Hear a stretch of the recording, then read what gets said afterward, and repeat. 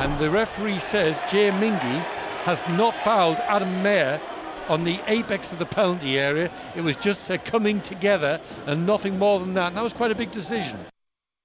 Near side, Wood will give chase. Taylor comes across and heads out of play. 33-year-old Taylor for a throw to Southend, level with the edge of the 18-yard area on BBC Essex, where it's goalless. Yeah, good work from Jack Wood, just chasing a lost cause, wasn't it? As a ball just pumped forward. You know, he had to deal with it, Greg Taylor, purely from the fact that the pressure that Jack Wood put on him. Gus Scott Morris comes across from the right-hand side to the left to take this throw. Chance to put it right in that 6-yard area if he wants to. In his orange boots, hurls the ball in, beats Cardwell at the near post, headed to the edge of the box, challenged for by Coker. Miley just nods down this near side, inviting Scott Morris to put pressure on once again, and it's hooked away and out for a throw into Southend United, midway point of the Woking half. Jason Demetriou stood with it. We're talking to Kevin Mayer in the build-up to this afternoon's game, giving us the team news and talking about the emergency signing of Nick Hayes, the goalkeeper, and said, you know, we did look, we just checked, you know, if we have to put an outfield player in goal, who will it be? He said, you know, it was all very last minute, last second sort of thing to get the paperwork done and get a player in. Third goalkeeper of the season for Southend United. In it goes to Cardwell, flicks down the near side. Moss would dearly like that to run out of play, and he holds Bridge off, and it's a goal kick to Woking with 7.5 gone and no goals so far. Yeah, there was no way round really for Jack Bridge round Dan Moss. He was always going to be favourite just to usher the ball out, just protect it with his body, and even though Jack tried to go the long way round to get something on the ball, Moss was allowed it to just run out of play for this goal kick. Trip to Yeovil next for Southend United in the FA Cup fourth qualifying round. Of all the draws they could have got, I think there was only Torquay further southwest, wasn't there? Yeah, another long journey.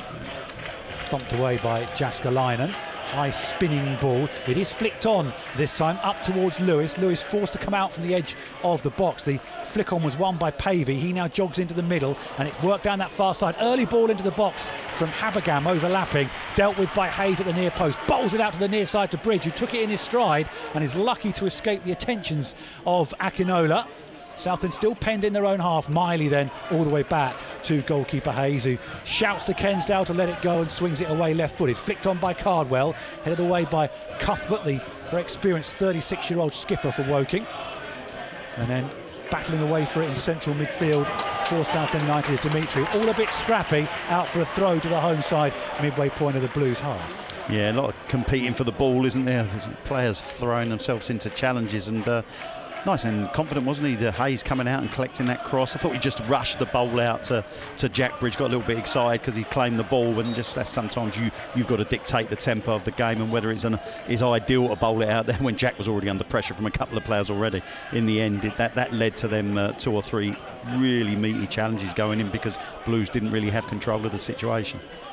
I say he hasn't played a lot of football, a lot of senior football. 24 years of age, Nick Hayes. He's on an emergency loan from Ipswich, where he started his career and then dropped into non-league, went to Norwich, been at Hemel Hempstead and Dunstable.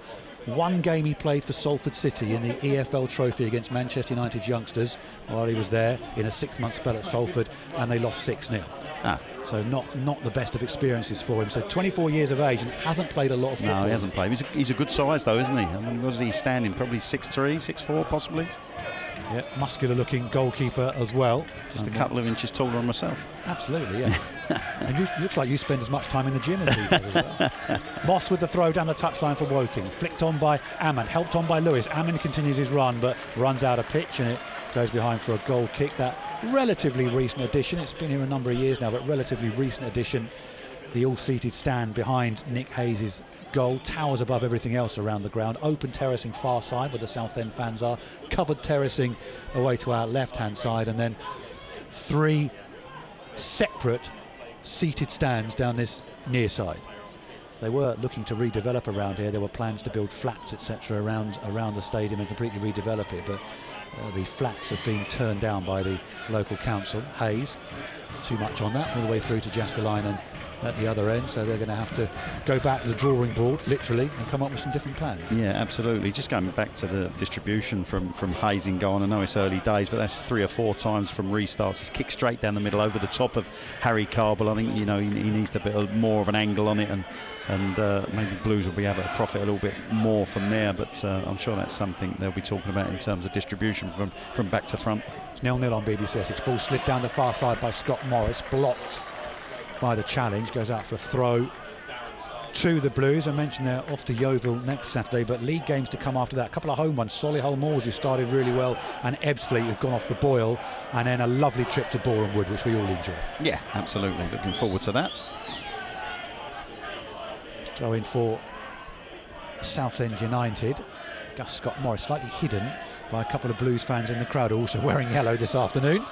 Emerges and throws the ball down that far side. Headed away, powerfully headed forward again by Demetriou, and all the way through to goalkeeper Jääskeläinen. Certainly not the electric start we had to the game at Rochdale 7 days ago, albeit Southend were a couple behind after the opening 20 or so minutes, but both sides really looking to get it down and play. This one a bit more scrappy. Yeah, very much so, very scrappy. I mean, both sides struggling to get a real foothold in it. No real pattern emerging as yet, just a lot of competing for the ball, as one of the Woking centre forwards, I think it might be Pavia, it's actually gone down, just caught by Olin Kensdale with that challenge in the air.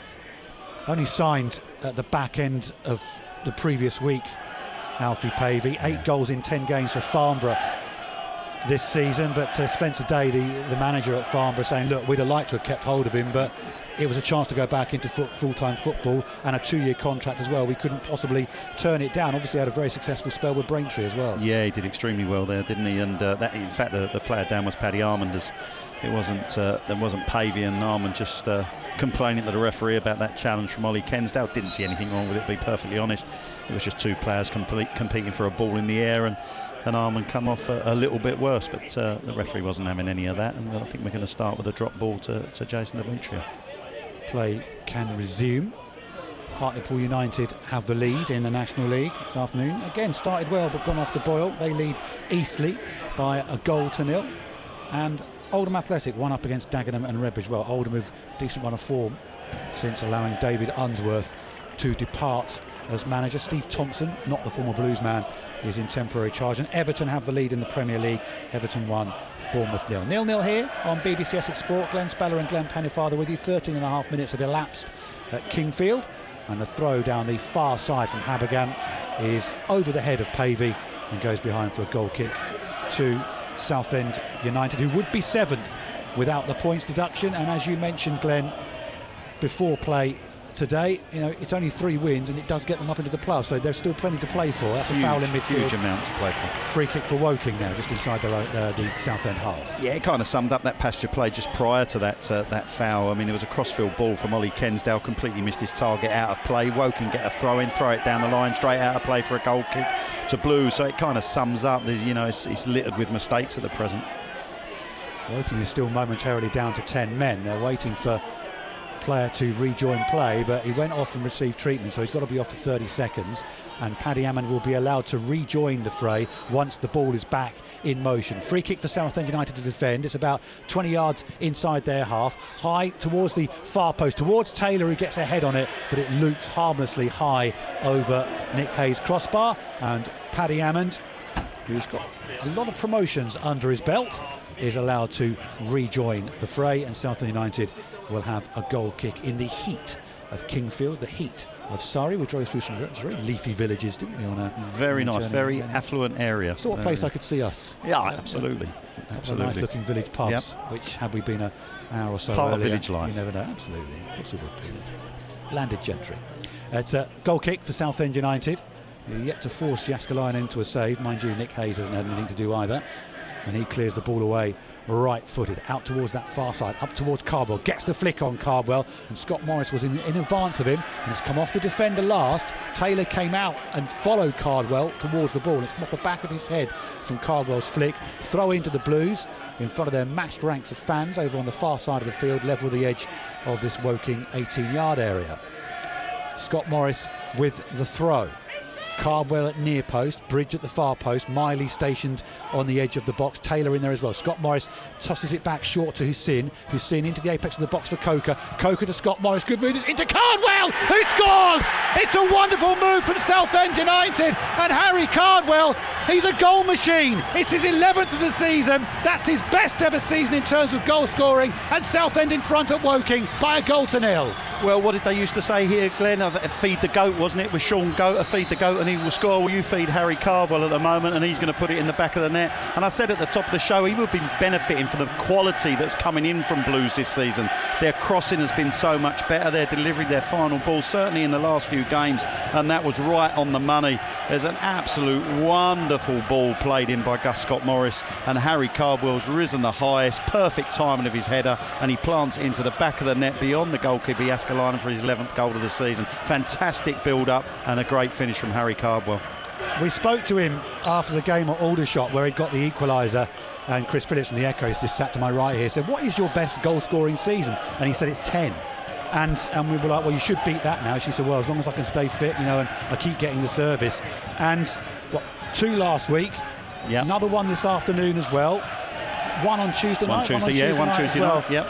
He just keeps scoring, and the opposition they know he's the threat in the box. Yeah, and I think that's what you said leading up to that throw-in that led to the cross, the fact that Taylor had come all the way in with him. They weren't going to allow him to come off and try and get the ball and set up a passage of play. They wanted to be tight with him, but there's no stopping Harry Cardwell at the moment. As I say, you put the ball on the money like that cross was, Harry Cardwell looks like he's going to bury it. And Woking waiting for the long throw as well, and Southend take it short and work it really well. And here's Scott Morris, who supplied the cross down the right hand side for Southend, continuing to motor up towards the apex of the box and then leaves the ball behind him, not by design, but fortunately Coke worked there out well. Yes, the trick shot. 17 and a half minutes gone. BBC Essex Sport with you at Kingfield. Woking 0, Southend United 1. Here come Blues again. Up to Cardwell on the edge of the area. Over him, Moss. I don't know what he was trying to do there. Chest it or nod it back to his goalkeeper. He's ended up doing the dying swan act, and it's gone behind for a corner kick to Southend. Yeah, the satellite went out for the fullback Moss, didn't he? He didn't know whether Jack Bridge was there, if he was behind him. He didn't know where to get to the ball with his foot or his head. In the end, he's got in between. He's gone down on his knees, I think, and tried to chest it back to the goalkeeper. But as you said, dying swan, I don't know what it's come off in the end, but it's gone out for this corner for Blues for Jack Bridge to swing in. Corner Southend United, a goal up and threatening again. Wood is right in front of the goalkeeper there. Jack Bridge will deliver. Wood comes near post this time, wants to leave some space in behind. A couple of players go to ground, one of them's Cardwell, no appeals though, and it's cleared away by Woking. Back into the edge of the box. Oh, that's a poor header on the edge of the area. Southend looking to hold on to it. Scott Morris gets it out towards Miley, who slides in, doesn't catch his man, and it comes last off him and out for a defensive throw to Woking, just at 6s and 7s on the edge of their own penalty area. You think Jack Wood, who's on the edge of the box battling for the ball, the fella had 2 hands pulling his shirt, and the referee could see that, and he's given nothing. Very strange decision from the referee, but good pressure from Blues, and it was a scrappy game up until that goal. It's the first time Blues had strung a couple of passes together, to be honest, and as I say, they've got themselves in front, and Woking look a bit dishevelled at the moment. Well, they have got more points on the road this season than here, Woking. They've been beaten here 3 times as well, so this has not been a home from home for them. Lewis challenges, headed away under pressure by Taylor, out for a throw to Woking, approaching the edge of that Southend penalty area, and they'll leave it for Moss to take. Lewis has gone short for it. Instead it goes to Akinola, who's been quiet. Moss battling with it with Bridge, who's laying on the ground, and it comes off Bridge last and out for a throw to the home side once again, who have got Hemel Hempstead away in the FA Cup while Southend are at Yeovil. They're at Hemel Hempstead from the National South. Throwing down that far side touchline for Lewis. Lewis allowed to turn, whips the cross in, flicked away at the near post, not the best of clearances, and when it settles for Rowan Ince, he gets it all wrong and hits it over the crossbar, the Montserrat International. Goal kick Southend. Yeah, he got the header wrong, didn't he? Unfortunately, Ollie Kensdown, he just flicked off his forehead, didn't it, back into the middle of the into the edge of the middle of the penalty area, and Rowan Ince, it come to him so quickly he couldn't actually get the ball under control to get his strike in, because the pressure comes straight away from Cav Miley. He missed it earlier in the Premier League. 10-man Tottenham were 1-0 winners away at Luton. Burnley won at Luton in the week, and they're beating Chelsea at Turf Moor. Burnley 1, Chelsea 0. Up to Cardwell goes the ball, headed away by Taylor, thumped forward by Southend, out of play for another throw to Woking, who've twice been runners-up at this level in the National League, 2 seasons running, 94-95 and 95-96, but 5 points behind Macclesfield and 8 points behind Stevenage, so we're never really in the mix for promotion to the Football League those 2 seasons. As the ball's turned into the Southend box, cleared away by the covering Miley, and in fact those 2 seasons when Macclesfield and Stevenage both won the league, they didn't go up due to ground issues. Yeah, absolutely. And I think there were 3 seasons. I think Kidderminster had won it a couple of seasons before. I think there were 3 seasons running when no one went up. That won't happen anymore. No, that's right. Things have changed, haven't they? The grounds have moved on so much as well, Glenn. That's incredible. That's the closest they've come, though. Thrown into the box. Southampton defending to do it. It's allowed to bounce dangerously in the 6-yard area. It's still alive. Turned towards goal and wide of goal in the end. Nick Hayes is appealing, I think, for possibly a handball in there.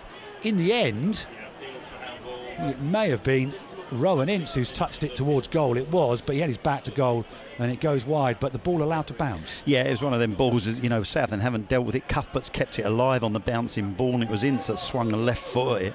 Didn't really get any purchase on the ball, and it eventually goes out for a goal kick, but it's something Blues will need to look at. They've got some big lads in there, and if they throw that ball into the mixer, you know, Blues have got to deal with it. They certainly can't let it bounce. Again, Taylor comes out to challenge Cardwell. Cardwell wins the flick, but Woking get it clear, and they look to set themselves from defence to attack. Down the right hand side for Denon Lewis. Lewis into the box, jinking one way, slips it into the edge of the 6-yard area and completely missing his kick on the edge of that 6-yard box. Southend United are able to clear the ball away. I think it's Pavey who's completely missed his kick there, but now Moss breaking down the right hand side, dealt with by Kensdale, with Demetriou under pressure, and Kensdale's clearance is blocked and out for a throw-in. Yeah, Pavey just didn't get proper connection on it. Yeah, they haven't really got Denon Lewis into the game too much, but I think that's probably the second time he's been able to go one-on-one with Jason Demetriou, and it's certainly something Jason won't want to see too often. Noor Hussein was desperately trying to get back to offer the cover. Lewis has dropped his shoulder, allowed to get his head up, and he's picked Pavey out, hasn't he, who's free. That ball that's dragged back to the edge of the box,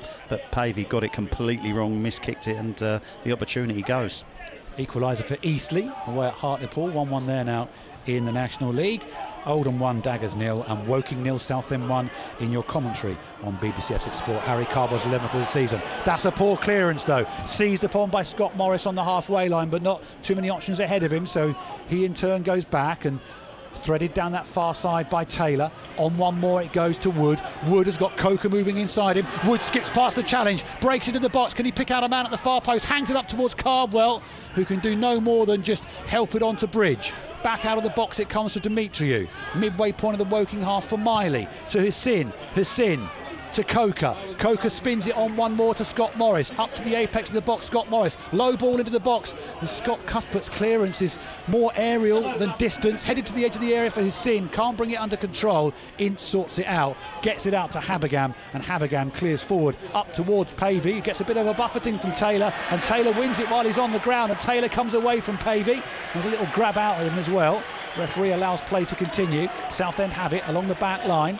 Into the second quarter of the game we go. Blues 1-0 up. Cardwell coming deep. Off to Demetriou. Demetriou to Bridge. Bridge making the angle, but Woking just file players in behind, so Southend have to go back.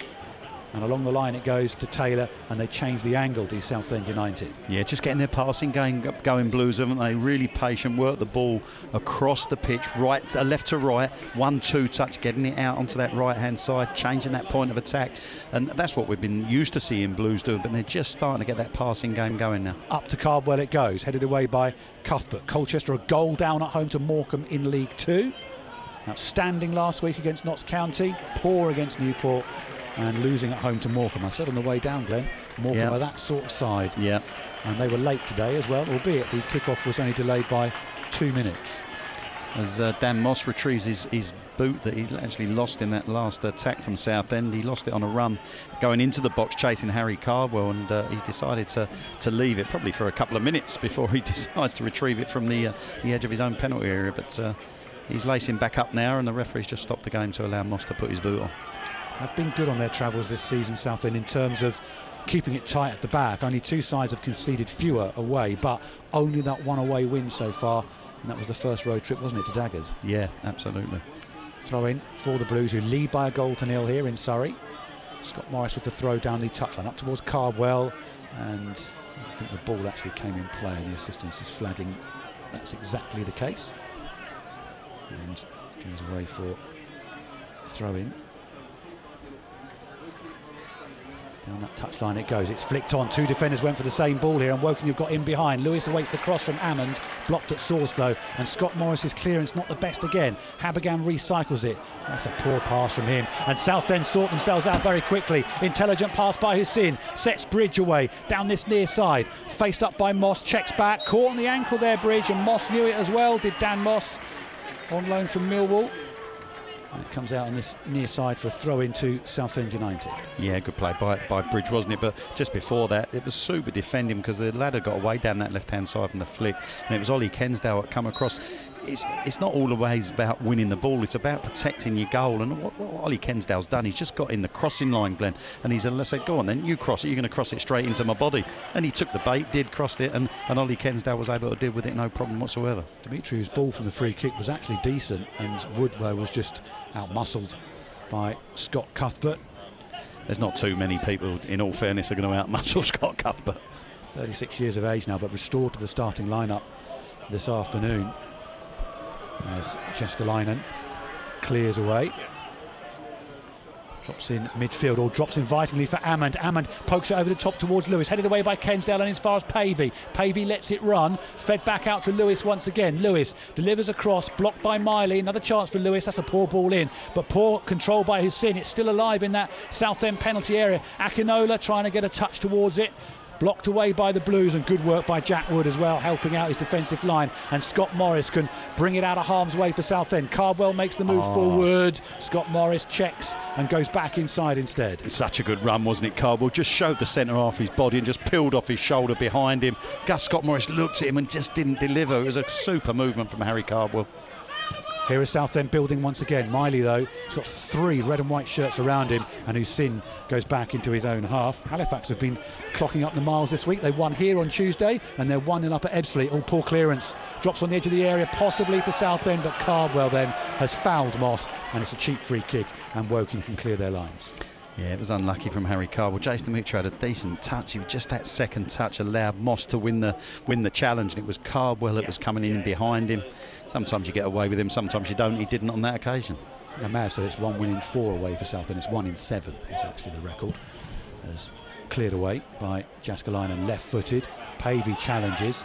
Dimitri folds under the challenge. Woking pick up the pieces, and into the edge of the area it goes from Akinola. Pavey's touch again lets him down, but he's able to hold on to the ball at the second time of asking. Out to Habergan, midway point of the Southend half, swung into the box and straight into the arms of Nick Hayes from the Ipswich Town loanee Zach Bradshaw.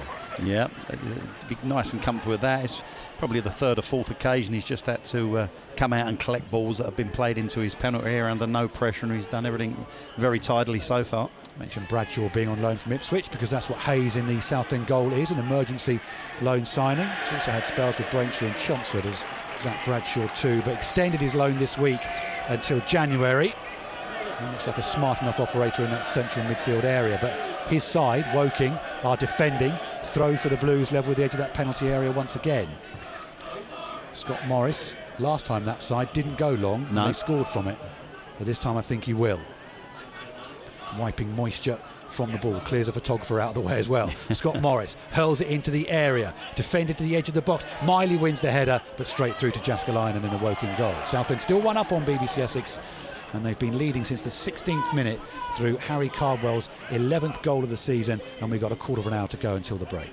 Yeah, it was a scrappy opening sort of 10-15 minutes, wasn't it, up until the goal, and it was the first bit of play that we'd seen that had any quality with it, and Blues took the lead. But since that time, I think, Blues have pretty much, don't want to tempt too much fate while Woking are on the attack, but the Blues have been pretty much in control of this game. Into the box it goes from Ammond, headed away and as far as the edge of the box. Pavey puts it back in, little nod down in towards Denon Lewis, forced away from goal, and when it loops up in the air, Hayes is able to collect. He just opened up most momentarily there for Lewis, where Southend allowed it to bounce a couple of times, but they get away with it. Yeah, commentators cursed there, me opening my mouth. I know, and I had my heart in my mouth then when that ball went in the penalty area, but thankfully Blues dealt with it, and they've been good at that so far, and they just putting bodies in the way, making sure that the Woking forwards don't get that sight of goal. They've done that very, very well. Rochdale looks a very good side for the first 50 minutes or so against Southend last week, and then the Blues got them back to 2-2 and it turned into a bit of a chess game. Well, they lead this afternoon, Maidenhead 0, Rochdale 1 in the National League. In the Premier League, Spurs winners at Luton by a goal to nil earlier, and Burnley and Everton both 1-0 up in their respective matches in the 3 o'clock starts. Colchester are a goal down in our other commentary over on 103.5 FM and Freeview, and Brentford lead against Manchester United in the Premier League at Old Trafford. Manchester United 0, Brentford 1. I think we had that one down in the card, didn't we? On the yeah, we said that. We mentioned that we fancied Brentford today at Old Trafford. Long way to go though. Ball's thrown in, yeah, it could be 2 or 3 by the end. Down the far side it goes, cleared away by Habergam. Up to the halfway line, header is won by Taylor, drops in midfield this time for Bradshaw. Bradshaw sleeping though, Southend win it back, and Miley back into his own half, out to the near side to Dimitri. Needs Bridge to come short here, Dimitri. The angle wasn't made, so he in turn goes back to Ollie Kensdale. Yeah, lovely blindside work by Ollie Coker, just robbing Bradshaw of the ball on the, as I say, on the blind side, never giving up, making sure he was getting back in despite Bradshaw having decent possession. Good work from the goal scorer Cardwell, picks it up from Scott Morris, into the box it goes. Wood, well, he went with his body, and Cuthbert with a flying header gets the ball clear. Just think Jack Wood could have challenged a bit harder there, but meantime back at the ranch, the ball slid in behind for Denon Lewis from Paddy Ammond. Ammond making ground into the box, Lewis holds it up, Miley goes down on the edge of the area, but Woking have recycled it back to the midway point of the Southend half. Habergam puts the cross in up towards Ince, goalkeeper's ball all the way, and Hayes claims it. Yeah, food and drink for Hayes, wasn't it? He'll be doing that all day long. They're the sort of things he was doing in the warm-up, wasn't it, with Darren Curry? Those balls looped into the far post, just moving his feet nice and quickly, picking up the trajectory of the ball, and nice clean hands just to take the ball and take the pressure off. But I thought Ince fouled Cav Miley on the build up to that on the edge of the box. Both of them were running in. I thought Ince just caught Miley and over he went, but nothing given by the referee. Southend United winners over Oxford City in the week. Well, Oxford City 1-0 up against the bottom side AFC Fylde this afternoon. I keep saying it, they looked a very good side when they came to Roots Hall, did Fylde, and I think they've lost every game since. Yeah, well, yeah. Thereby lies the story. Southend, as it stands, moving out of the relegation zone this afternoon. A long way still to go. They started the day with 11 points from their 14 games. 21, isn't it, really? And 1 point short of safety. As it stands, Maidenhead winning, but they would jump ahead of Daggers with the Blues. Here's Jason Demetriou, deep inside his own half, going back to goalkeeper Hayes. Hayes looks to his right hand side and lifts it out towards there where Gus Scott Morris, very high up the field, challenges, headed forward by Habergam, forced over the halfway line again by Taylor. It's a poor ball forward by him, and Woking win it, and they link up into the edge of the area towards Lewis. Too much on it. Good starting position from Hayes, edge of his penalty area, just allows the ball to bounce into his welcoming arms. Yeah, super starting position, wasn't it? Because it was a difficult ball. Lewis had stolen a march just in behind Ollie Kensdale off his far shoulder, and he would have benefited from that if Hayes hadn't taken up that position. But it was a good claim again from the young man on loan from Ipswich. Clears away over the far side now. Gus Scott Morris challenges for the header, and the referee belatedly gives a free kick to Blues. I think he feels that Sam Habergam's just made a back for Scott Morris there, and in the end he's landed quite heavily on what looks like his left shoulder, but I could be wrong, but it's his left shoulder that he appears to be holding, and we'll have a stoppage in play here. But a free kick for Southend in a useful position, about 15 yards inside the Woking half. Yeah, it's the left shoulder. Yeah, I mean, he's just holding that at the moment. They've waved away the possibility of John Gowans coming on to give him a bit of treatment. I think Gus Scott Morris is going to be okay. He's getting up, just give that shoulder a little bit of a rub, and he'll be fine, and I'm sure he'll be able to resume. Free kick, Southend United leading by a goal to nil. 11.5 to go until the break. Coker stood over the free kick. Everyone lined up outside the box. What can Coker fashion here? Bridge has been left on his own near side. Coker fires the ball in towards Scott Morris. Didn't get the elevation on it, Coker, but somehow it's found its way to Bridge. Hussein goes on the overlap. Bridge uses him as the dummy. Cuts inside Jack Bridge. Bridge hits it right-footed and deflected over the crossbar. And the flag was up for offside anyway. I think Bridge's effort was going wide, and Scott Morris, just sort of a reaction, stuck a leg out at it. It went over the bar anyway, but he was offside. Yeah, poor communication on the right-hand side of Wokin's defence. Blues left-hand side. Jack Bridge. Scott Cuthbert had actually come out and deal with him. It was a super run by Noor Hussein on the overlap again, and there was a man behind Cuthbert. Cuthbert's taken the bait. He's gone with Noor, and it allowed that space inside for Jack to exploit. He's gone inside, as you say. It was going straight as a die, wasn't it? The strike. It was going wide of the goal where it needed a bit of bend on it to go in that far post. But it was Gus Scott Morris that got in the way of it in the end, didn't he? And it cannoned off of him and over the crossbar, but he was in an offside position. Saw one like that on Tuesday night at Newport when they equalised against Colchester. It was a scuffed effort, and the player standing in the middle just deflected it home, but he was onside. That time Scott Morris was offside, and it didn't end up in the back of the net anyway. Southend lead by a 1-0. Habergan with the throw, taking it from the wrong position. The Southend fans calling the attention of the referee, and the referee nodding his head. I think he was just waiting for Habergan to take the throw. The moment he takes the throw, that's it. Well, one thing you say, fans influencing games, it was great over there. You probably had 50 to 100 Southend United fans all pointing at what the lad was doing, then all pointing the other way, and the referee, as soon as he threw it, said, yeah, you're spot on, quite right, and he's given the throw to Southend United, but great influence from Blues supporters on that far side. Callum Walchester from Suffolk, his first season on the National League list, is our referee this afternoon. Forced forward by Miley. Wood is offside. Free kick to Woking in a defensive position. Yeah, Jack Wood just asking.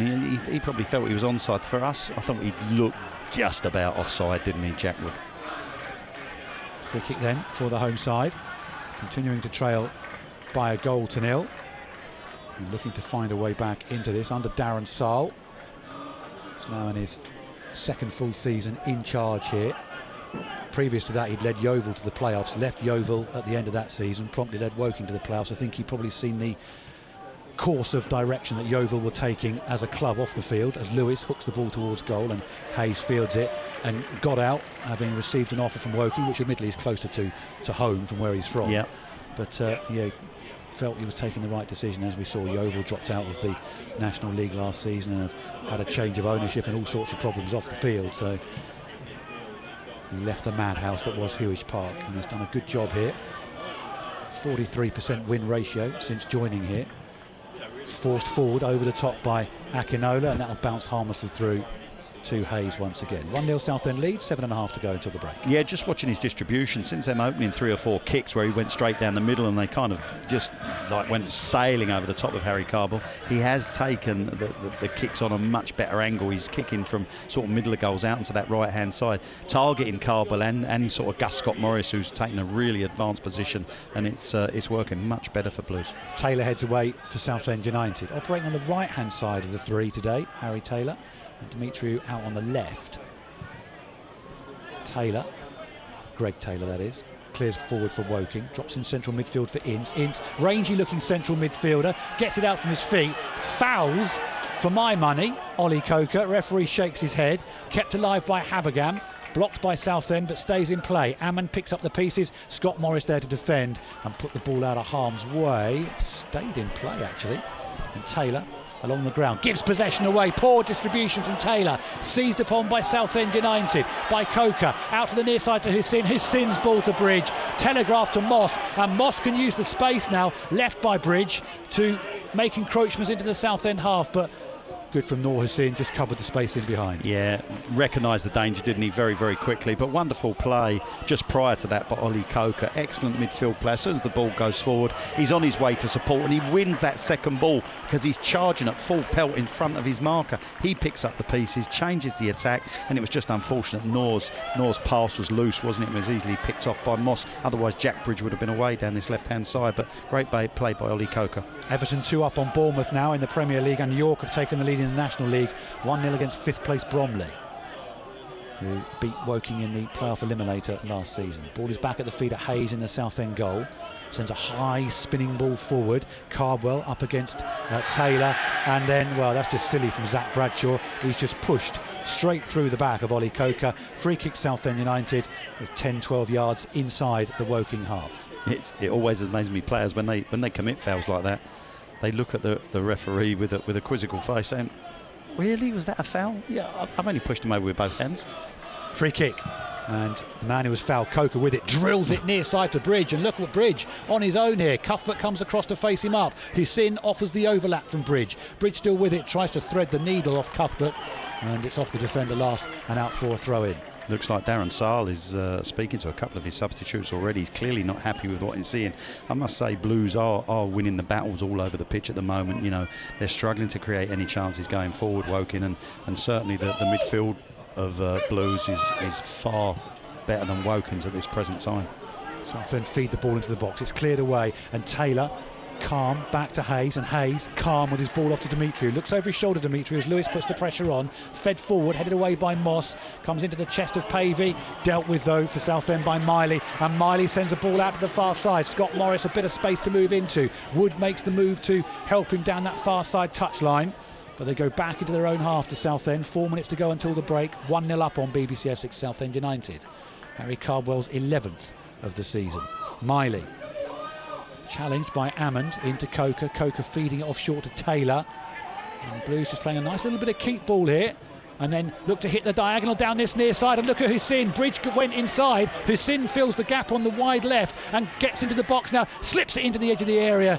Just defended away on the edge of the box by Akinola. Dimitri, who feeds on the loose ball into Hussein. Dummies to cross, faced up by Moss. Little short one into the angle for Bridge. Dimitri, who takes on and puts the ball up towards the far post, where Scott Morris looping a header in towards the crossbar and tipped over by Jaskalainen. Had to be really careful, the goalkeeper, because the looping header from Scott Morris would, I think, have dropped onto the head of Cardwell. Corner kick. Yeah, it all started with Ollie Coker's raking crossfield ball from right to left. That's a couple he's done in the last 2 minutes, and a super ball and a good interchange of passes between Noor Hussein and Jack Bridge. But it's not just that. Once Woking won the ball, it's the recycling. Glen Blues are on their front foot. Dimitri on that occasion. Jason picked up the bits, drove forward with it, went out to Hussein to Bridge. That ball comes in. Gus Scott Morris winning at the far post.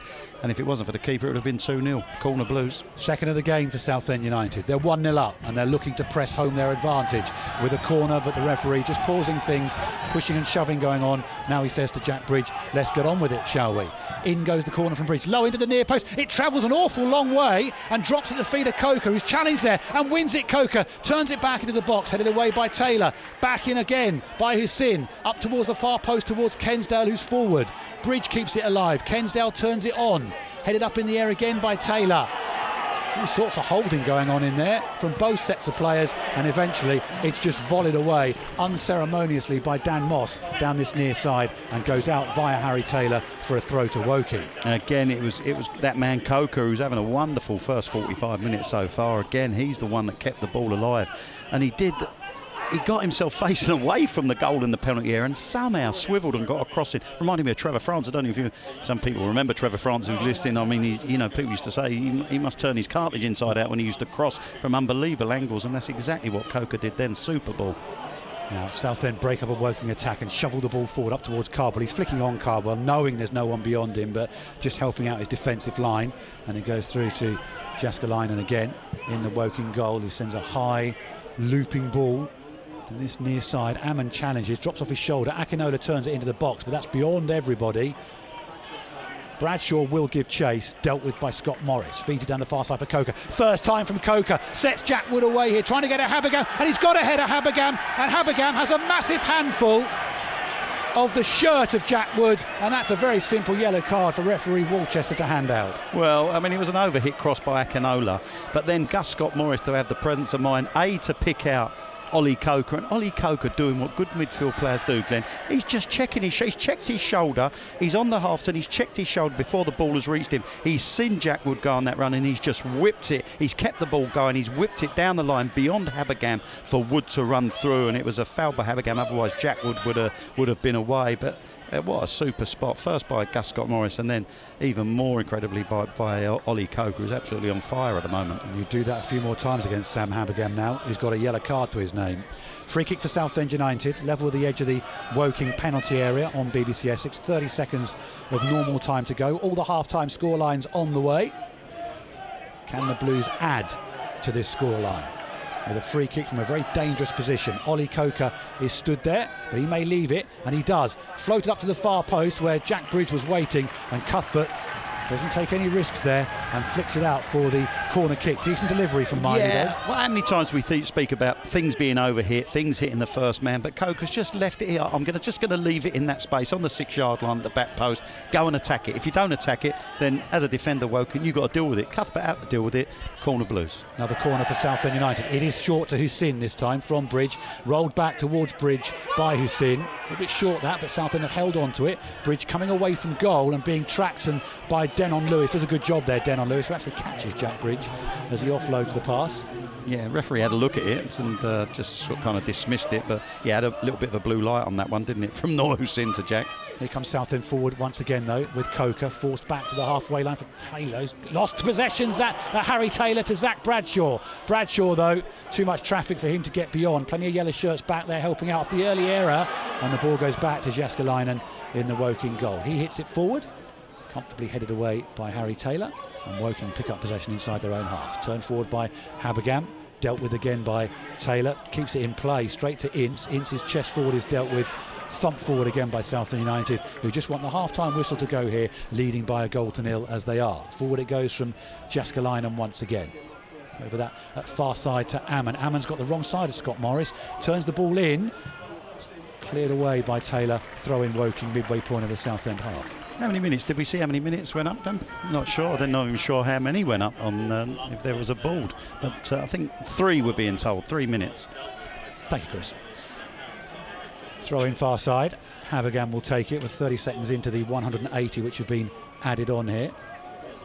Long throw from Habergam, really high trajectory on it, comfortably headed away by Harry Cardwell. Back to Habergam, delivers it left-footed up to the far post towards Ammond, headed away by Miley. Ammond got on the end of that, just heading it back from whence it came, but Miley there covering. Equaliser for Chelsea away at Burnley in the Premier League. Burnley 1, Chelsea 1. As Woking putting pressure on in the dying embers of this first period. Southend United 1-0 up.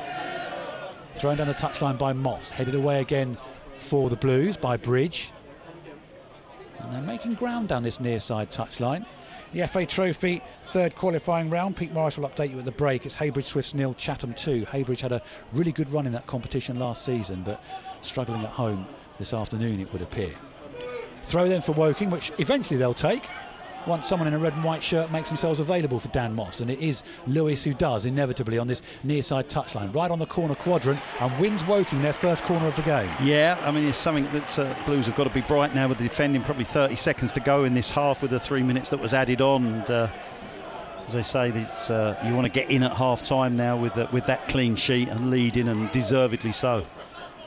So pressure from Woking in the third minute of 3 which have been added on at the end of this first period, and Blues dearly need to get this corner cleared and get in for the half-time whistle, but plenty of pressure on Nick Hayes' goal. Floated up to the far post, straight into the arms of the goalkeeper. Yeah, thanks very much, Hayes. I mean, as I said, he's a big lad. He's towering above, but a super hands from him. They've been really clean in that first half.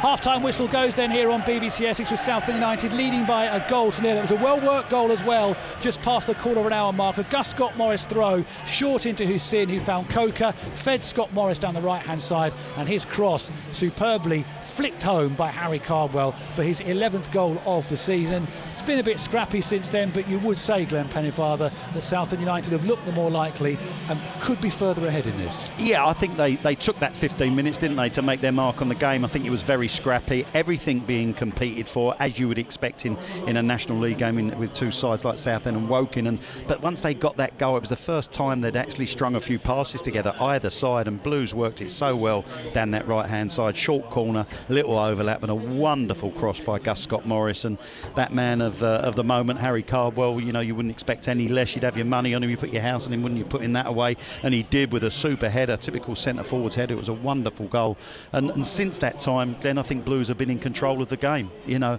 and the standout man for me so far in that first half has been Coker. I mean, he's been fantastic, spraying balls all over the pitch. His range of passing has been great.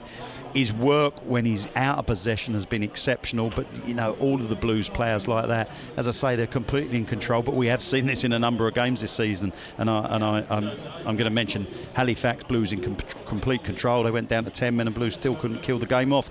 Kevin will be wanting that second goal. You know, a clean sheet is vitally important. We spoke about them, but also he'll be wanting that second goal to just give them a little bit of breathing space. You know, they're creating chances, and while it's 1-0, they have got dangerous characters in this side. Denon Lewis especially could cause problems with his pace, but it's certainly something that Blues will be talking about in that dressing room. But certainly it's been another super 45 minutes from Blues. Thanks, Glenn. More from him and myself in the second half. Half-time here then. Woking 0, Southend United 1. They're a couple of minutes behind us at the Community Stadium. It was a late kick-off by 2 minutes because of travel issues for Morecambe. They couldn't have been that bad. And Morecambe lead at Colchester by a goal to nil. Here's David Gregory and Neil Kelly. The decision to take both those players off just before half-time, but who am I to question the decision of the visiting manager as you join us on all frequencies on BBC Essex. Excellent first half from the Blues. 1-0 up against Woking. Not so good Colchester United. 1-0 down at home to Morecambe. Very much second best in the opening 35 minutes. Connolly then sent off. Morecambe have made 2 changes just before half-time. They've gone very defensive. 5 minutes of stoppage time. Connor Hall to Kazim, cross left-footed into the penalty area. Taylor can't get the ball under control, lashed out of play, and Newport, who beat Colchester United on Tuesday, concede just before half-time to Harrogate. They're 1-0 down. Hall into the Morecambe penalty area, and it's all looking a little bit more rushed at the back for the Shrimps. Yeah, it is. I mean, there's a couple of really hurried clearance there. Didn't get the right contact on it at all.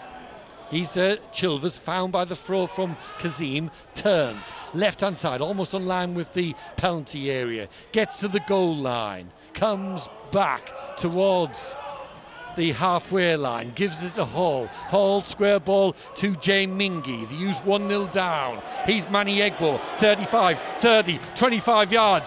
Let's fly. Shot blocked. Good block by a defender. Out to Kazim. All Colchester United now with the man advantage. Trying to make it tell. Back out to Kazim. Kazim on his right foot. Crosses right footed into the penalty area. And Tavide gets maybe some contact, but certainly not enough. No, I don't think he gets anything on it at all. But you could see Moore certainly was not enough then. No, Moore was certainly worried about him getting a touch because he's scrambling over there. Kazim does well. Everyone expected him to put a left foot crossover, cuts onto his right foot, and then whips that ball into that dangerous area behind defenders, as we saw Jaden Fevier do on Tuesday night for Samson Tavide to sneak in and just siphon it in. And unfortunately, he was always stretching on that occasion, and Keeper Moore just taking long enough to think that would probably be the last chance of the half. I'm not sure. We'll see it. Maybe I hope it is actually, because Morecambe are in possession in the Colchester half of the pitch. They're 1-0 up despite being a man down. Dominated the opening 35. Senior, this is a decent ball. Heads away by Connor Hall. Tranmere 1, Grimsby 2. Grimsby were 1-0 down. Come from behind to lead there. Oh, for something like that in the second half here. Seemed unlikely in the opening 35 minutes, but now they've got the extra man. Can they use? Make it count. Hall out to Egbo. Stockport 1, Crew 1, Egbo 10 yards, Salford 1, Crew 1, as the U's cross the halfway line through Cameron McGeehan, out to the right hand side to Egbo, on to Fevrier. Morecambe got everyone back except Michael Mellon. Good work by Egbo, right foot cross into the penalty area. Chilvers blocked on the goal line. The referee seen a foul inside the 6-yard box. And just as I was hoping there might be one more chance, but the referee blows his whistle at half-time. But the big decision in the first half was not made by him, it was made by his assistant, and it's led to the sending off of James Connolly in the 35th minute for an off-the-ball incident involving Samson Tavide. Up until that point, it had been all Morecambe. They lead by 1-0, but they've given the U's a massive lifeline in the second half, David Gregory. And it's one they've got to take now. Ben Garner's got to get in there and really instill some belief in what they're doing and how quick they've got to move the ball. And when the opposition's down to 10 men, they want to be as tight and compact as they can possibly be. And you need to stretch them and try and get in behind them, round the side of them, and take any chances that come your way. Slightly late start in the first half, but it was Morecambe who got the goal early on, deservedly led up until the 35th minute, then got a player sent off, made a couple of defensive substitutions thereafter. Everything to play for in the second half, but the U's fundamentally have got to play better. At half time, Colchester United 0, Morecambe 1. We'll round up all the half-time scores for you here on BBC Essex Sport after we've got the latest travel news from George Curley. Thanks, Victoria. Well, there are queues on the M11 going northbound, that's still there, from Junction 4 for the A406 North Circular to Junction 5, the Loughton turning after an earlier accident there. And the road is closed and long delays are there because of weekend roadworks until the early hours of Monday morning on the A12 going northbound between Junction 25 for Markstay and Junction 26, the 8 Ash Green turn-off. And an accident has partially blocked the A13 going out of town between Rainham and Purfleet. Congestion goes to Beckton roundabout, and there are some side routes through Rainham, so there is some alternative paths if you're there. And Dunmow Road is still blocked at the High Rodding turnoff in Roding because of an accident there. And quickly looking at the public transport network for you, if you are heading into the capital, there are minor delays on the central line between White City and Ealing Broadway, and also between Leytonstone and Epping because of cancellations. That's all for now. There's more at full time. BBC Essex. Follow your team with our team. We bring you every Colchester and Southend United game, all the build-up, full match commentary, and give you the opportunity to have your say. We cover every sport in Essex, from karate to kayaking, basketball to boccia, with our snooker podcast, Framed on BBC Sounds, our regular sport bulletins, and our new dedicated sports show every Monday from 6. BBC Essex Sport has your team covered. BBC Essex. BBC Essex Sport.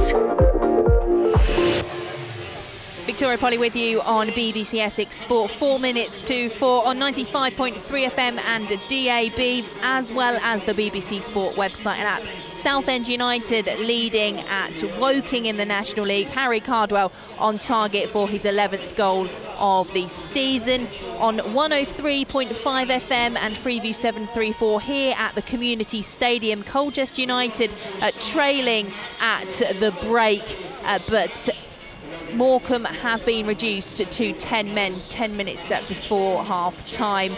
James Connolly sent off for the visitors. Let's find out what's been going on in the FA Trophy third qualifying round between Heybridge Swifts and Chatham at Scraley Road. Pete Morris is watching for BBC Essex. And 0-0 here in opening stages, and quite a pedestrian start really in the sunshine. 3 changes for Heybridge Swifts then. Callum Chafer got injured against Wycombe Town. He's replaced by Tom Ray, who returns from his loan spell at Dartford. Danny Nesbitt is back from injury. He was on the bench against Whittam. He replaces Tyler Brampton, who's one of a couple of players off at Weddings today. Crikey, they got good weather for it. Scott Kent comes in place of Ben Sarton in midfield. Harvey Noble is suspended. Meanwhile, for Chatham, they have none of their 8 new players for this season playing, which makes me think they're not taking this one too seriously. So far, Heybridge Swifts 0, Chatham Town 0.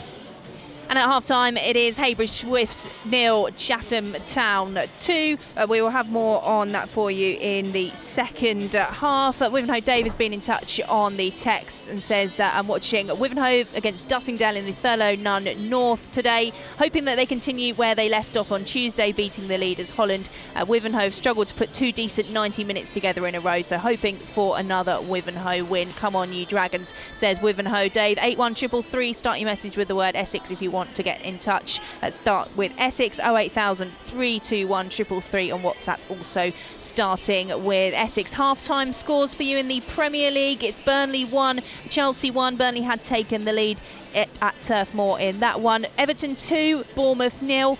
Fulham 0, Sheffield United 0, and Manchester United 0, Brentford 1. Crystal Palace against Nottingham Forest is the 5:30 kickoff. In the Scottish Premiership, Celtic 2, Kilmarnock 0, Hearts 1, Hibernian 0, and Livingston and Motherwell is goalless.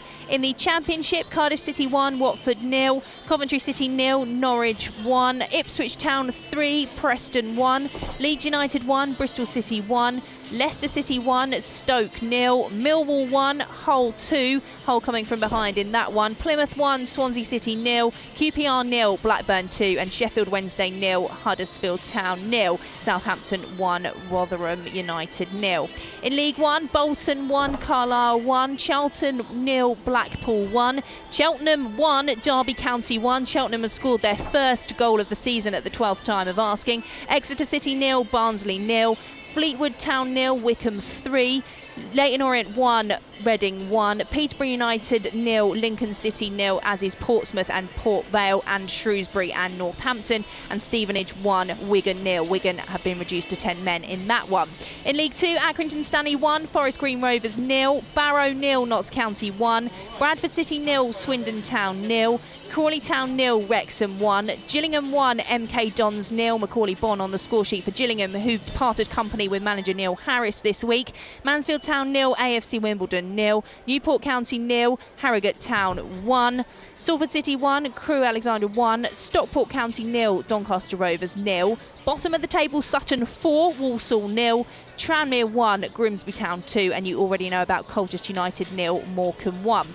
In the National League, Boreham Wood 0, Chesterfield 1, Ebbsfleet United 0, FC Halifax 1, Gateshead 0, Altrincham 0, Hartlepool 1, Eastleigh 1, Kidderminster Harriers 0, Wealdstone 0, Maidenhead United 0, Rochdale 1, Oldham Athletic 1, Dagenham and Redbridge 0, Oxford City 1, AFC Fylde 0, Solihull Moors 0, Aldershot 0, you know about Woking 0, Southend United 1, and York City 1, Bromley 0. Dorking against Barnet is the 5:30 kickoff in the National League this afternoon.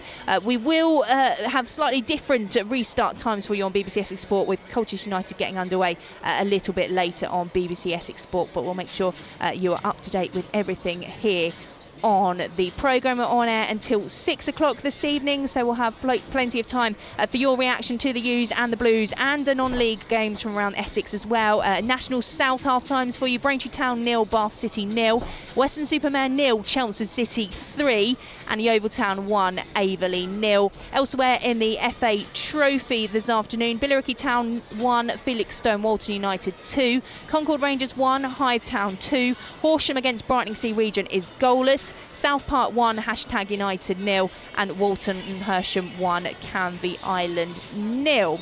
Isthmian North, Thousand Pitsea 3, Stowmarket Town 0, Brentwood Town 0, Galston 1, Malden and Tiptree 1, Enfield 1, Whittam Town 0, Basildon United 2, and Wroxham and Grays Athletic is 1-1. Waltham Abbey leading 2-0 in the Southern League Central Division 1. It's BBC Essex Sport, and it's 4:01. BBC Essex Sport. Victoria Polly with you on BBC Essex Sport, where Colchester United have been second best in the first half, but the visitors have been reduced to 10 men. Out to the left-hand side to Jordan Slew. Jordan Slew back inside on his right foot, hits the inside of the post. So near to giving Morecambe the lead. A calm finish. It beat Owen Goodman, but struck the white stuff. But it is still 0-0. 20 minutes gone. Corner kick for the Shrimps. Header, there's the goal. You have to say that Morecambe have been threatening to score, and they've got it through JJ McKeenan from just outside the 6-yard box.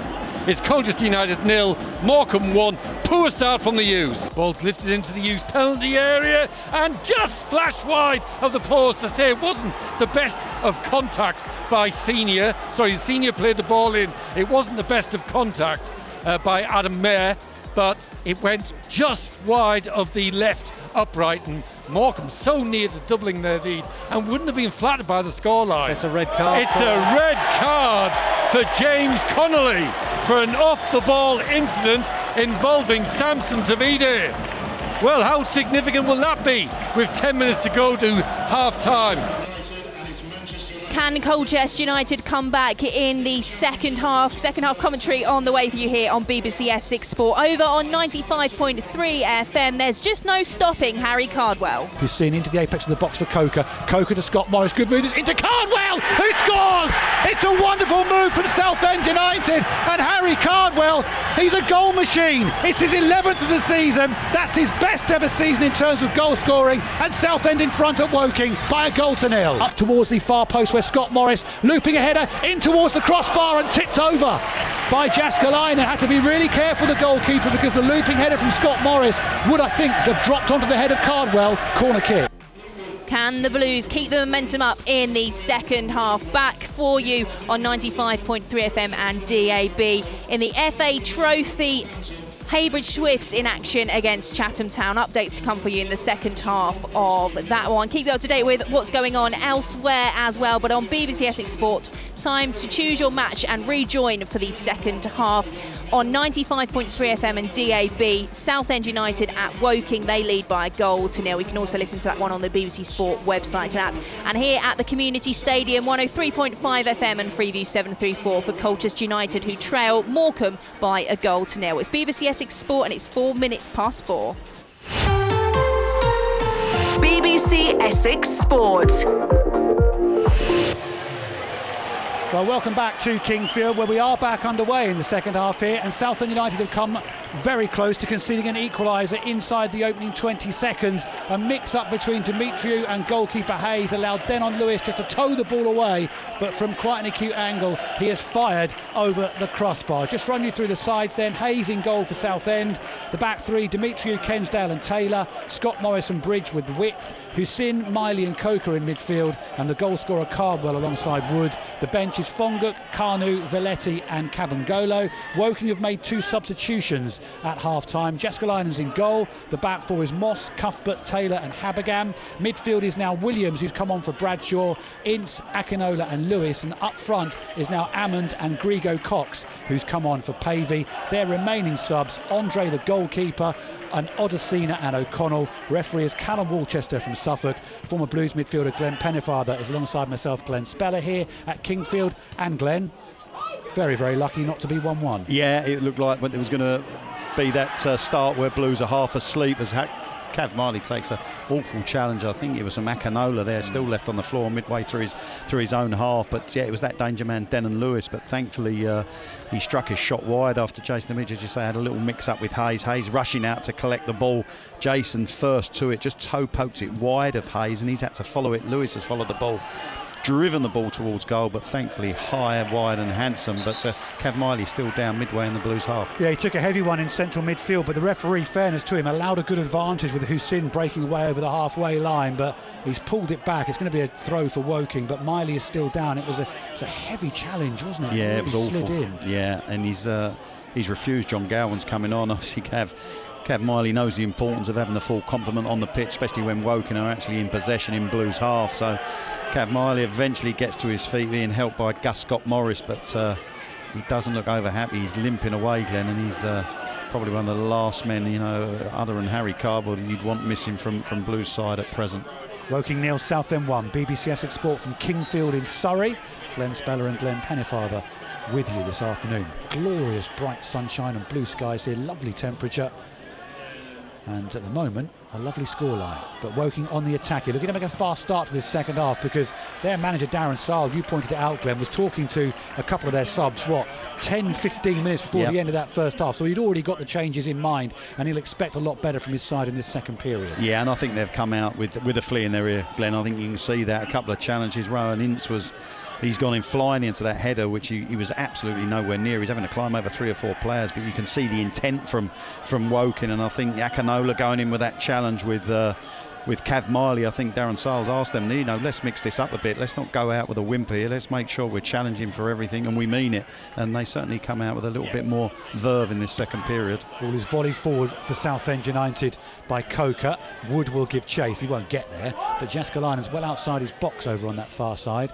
He clears forward. It's allowed to drift over the head of a couple of players, and Lewis gives chase, and Kensdale needs to be sure of his footing here. Under pressure he is, and gets a good clearance in for Southend. Oh, and then Hussein gets the angles all wrong, trying to play what was a dangerous ball across the middle of his own half anyway. He got the angle wrong, and it goes out for a throw to Woking, back on the attack, which they take quickly. Sorry Glenn, you can see what he was trying to do is just miscued his pass completely. Habergam takes it quickly. It's fed back to Williams, the AFC Wimbledon loanee, just 18 years of age, only joined yesterday. Back to Moss, the right back, hangs it up to the edge of the area, beyond everybody, apart from Scott Morris, heads away. Habergam back in, Scott Morris away once again, and we don't want this to be the pattern for the second half, with Southend hemmed back in their own half. It's back with Jaskalainen now at the other end of the field, all in green, sends it forward. Grego Cox beaten in the air on this occasion by Taylor. Habergam just spoons it up to the edge of the Southend box, and nice from Taylor. He's given the shout by Scott Morris. He's got time, controls it, and then clears it. Ince on the halfway line. That's an interesting ball. He's sent back to Dan Moss. Got that all wrong, but Moss is able to, under no pressure, hit it over the halfway line, straight onto the head of Kensdale, up towards Cardwell. Cuthbert, that shaven head, heads forward for Woking, seized upon by Demetriou, pushes it out on the far side for Hussein. Hussein's got Bridge on the overlap. Bridge faced up by Moss, apex of the box, wants to get to the byline, wants to get a cross in, gets second prize, which is a corner kick. Yeah, worked the ball well, didn't he, Jack? I mean, side to side, just dummying, just faking to cross, coming back onto his left foot, and eventually wins the corner. But slight change, a much more rigid three up front, I think, now for Woking. Now that Greco Cox has come on, I think, it's going to be the three up top, and it's some different questions to be answered by Blue, certainly with Woking going forward. A much more looking like 4-3-3 for Woking. They have got a corner to defend though, have the home side. Southend leading by a goal to nil, 5.5 into the second half. Bridge sends it into the near post, headed away comfortably. And then Demetriou miscontrols it, and away come Woking, but they spread the ball out to the far side. That's actually a good ball by Ammond. Lewis will give chase, but Hayes again, his starting position is excellent, and his ball out of the box is excellent as well. Picks out Bridge. Bridge waits for his sin to join on the overlap. Up to the attacking third goes Southend. Good work from the goalkeeper on that occasion, Nick Hayes. Yeah, excellent work from the keeper. Good starting position. Make sure he see that danger, and then just played the ball with his left foot up the line. Hussein cuts it back to Bridge. Bridge to the end of the area for Wood. Wood on his left foot shoots. It's deflected and spins away, and Jaskalainen will be able to fall on it. Yeah, it was Moss that got the block in. Jack Wood just working the ball onto his left foot. See half a yard, got his striking, but Moss diving at full length to put his body in the way and just takes all the pace off the ball and deflects it away from goals. Anytime Southend is defending here, and Kensdale shoves into Ammond and wins his side a goal kick. Yeah, good defending, Ollie Kensdale. Again, just getting his body between the man and the ball and just ushering it out of play. Just making sure Paddy Armand couldn't get anything on it. Goal kick for Blues. Been a bit of a bogey side, Woking, haven't they? Very much so. For Southend. Yeah. Did get a win here. Was it 3-2 in that crazy game? It was a Saturday evening kick-off, I think. But other than that, Woking have been a little bit of a thorn in Southend United's side, so they'd really like to get another one over them this afternoon. Blues taking their time over the throw-in, so the home manager Darren Sarl goes and picks the ball up for them, and the Blues have a throw in the attacking third. Scott Morris into the apex of the box, headed away by Ince, fed back to Coker. Coker out wide for Scott Morris. Gets the cross in and across the face of goal and put behind for a corner by Moss. Just slightly ahead of Wood, that cross from Scott Morris, and it allowed Moss to put it behind for the corner. That's where I see you're looking at Noor Hussein and Jack Bridge both standing outside of play on that far post. That's the one when you take a chance, whether it's Noor Hussein bursting in between the two centre forwards with Wood and Cardwell, or Jack Bridge coming across the face of the fullback. Opportunity. Corner into the near post. It's flicked up and away. It'll drop on this near side. Scott Morris can keep it in play, or is it another corner or a goal kick? Yeah, it is. I thought it just took a touch off Ince and goes behind for another corner to Southend. Chelsea have turned it around at Burnley in the Premier League. They now lead by 2-1, but Southend putting some pressure on this Woking back line here, and it's the very impressive this afternoon Ollie Coker, who goes across to take the corner from the near side this time, so a right-footed outswinger from the Blues youngster. Cardwell makes the miss move and goes far post. Coker hangs it up towards Cardwell, nods towards goal, and headed in by Gus Scott Morris. Cardwell made the run to the far post, nods it back into the danger zone, and Gus Scott Morris flicks it into the far corner of the net, and Southend get their reward for that pressure. They lead 2-0. Yeah, wonderful goal, wonderful movement, you have to say that. I was watching Gus Scott-Morris and he was having a real battle with his marker to try and get away from him, but then there was a movement from Cardwell from the middle of goals. He spun out back post, and he can't just score him, he assists as well. He's risen the highest at the back post. He's planted the ball back across the 6-yard line, and it's Gus Scott-Morris who's reacted first after tussling with his marker. He's got his head on it, more or less come off the back of his head, I think, as he's arrowed it towards the goal into that corner. Jääskeläinen could only get a hand on it, but he nestles in that far corner to give Blues a 2-0 lead. Lovely work goal by Blues from a set play. If you're Darren Sarll, you're livid with whoever has allowed Harry Cardwell to make the dummy run and then cut back round to the far post. Whether there's a block in there or not, I'm not sure, but you don't leave Harry Cardwell 11 goals this season, all that space. I think there was a slight block, which is fair play. They've worked on the training field on that, but what you can't do is you can't take anything away from the movement of Harry Cardwell, which has been exceptional. You know, I think he's learnt that movement, even in the first half where he's learnt that. You just show the centre half your body. They see you out the corner, they think they've got you marked, and then you just peel off their back shoulder, and then you get that diagonal ball. Cardwell's learnt that, but his movement has been so much better this year, and you know, he's difficult to stop in the air, isn't he? You put a ball on in the right area, you know, you're going to struggle to beat Harry Cardwell in the air. That's a long ball forward up to Lewis. He gives the ball straight to Kensdale, who promptly gives it back, but Southend have got enough yellow shirts back there to sort themselves out, including Gus Scott-Morris. That's taken a double deflection. Should be a Woking throw. He's given it to Southend. Yeah, he didn't see it, did he, the referee? It was a double ricochet, wasn't it, off of Ollie Coker, who's been so good so far this afternoon. Southend 2 up here. Colchester in our other commentary on BBC Essex. It's a goal down at home to Morecambe, but Morecambe are down to 10 men in that one as well. Gus Scott-Morris with his second goal of the season throws the ball down the near side touchline. He's got an assist and a goal this afternoon as well. Oh, to be in a fantasy football team somewhere. Here's Denon Lewis breaking forward for Woking.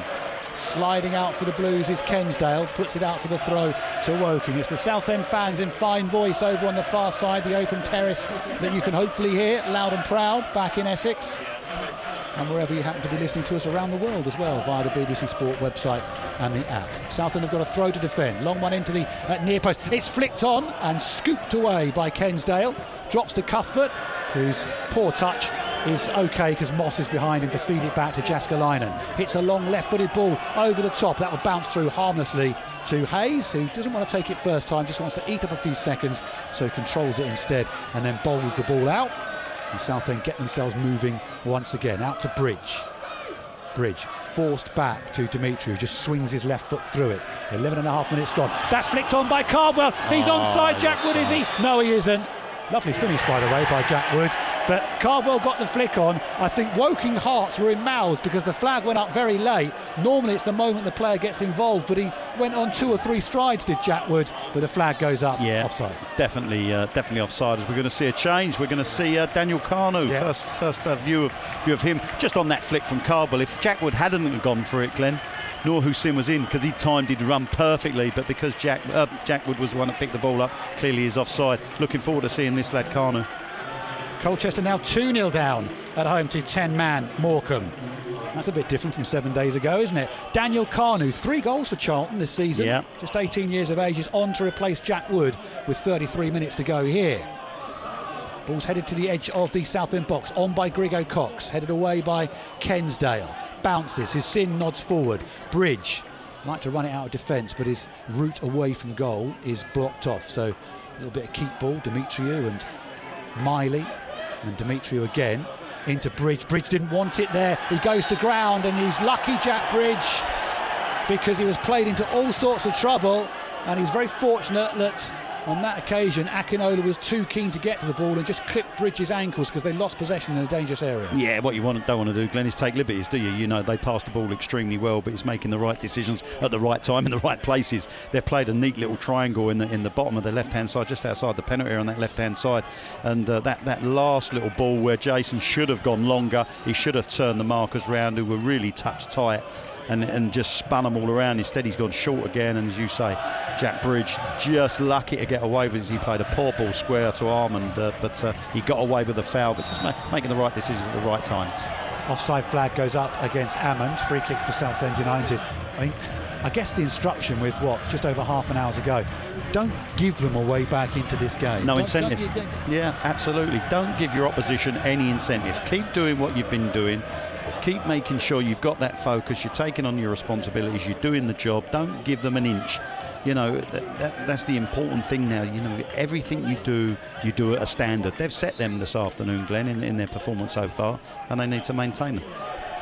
Hartlepool back in front against Eastleigh. Hartlepool 2, Eastleigh 1 in the National League. 2-0 to Southend in the National League here. Hayes hits the ball forward, far too much on that, and it goes through to Jaskalainen in the Woking goal. Started the day in 8th position, did Woking, 1 point outside the top 7.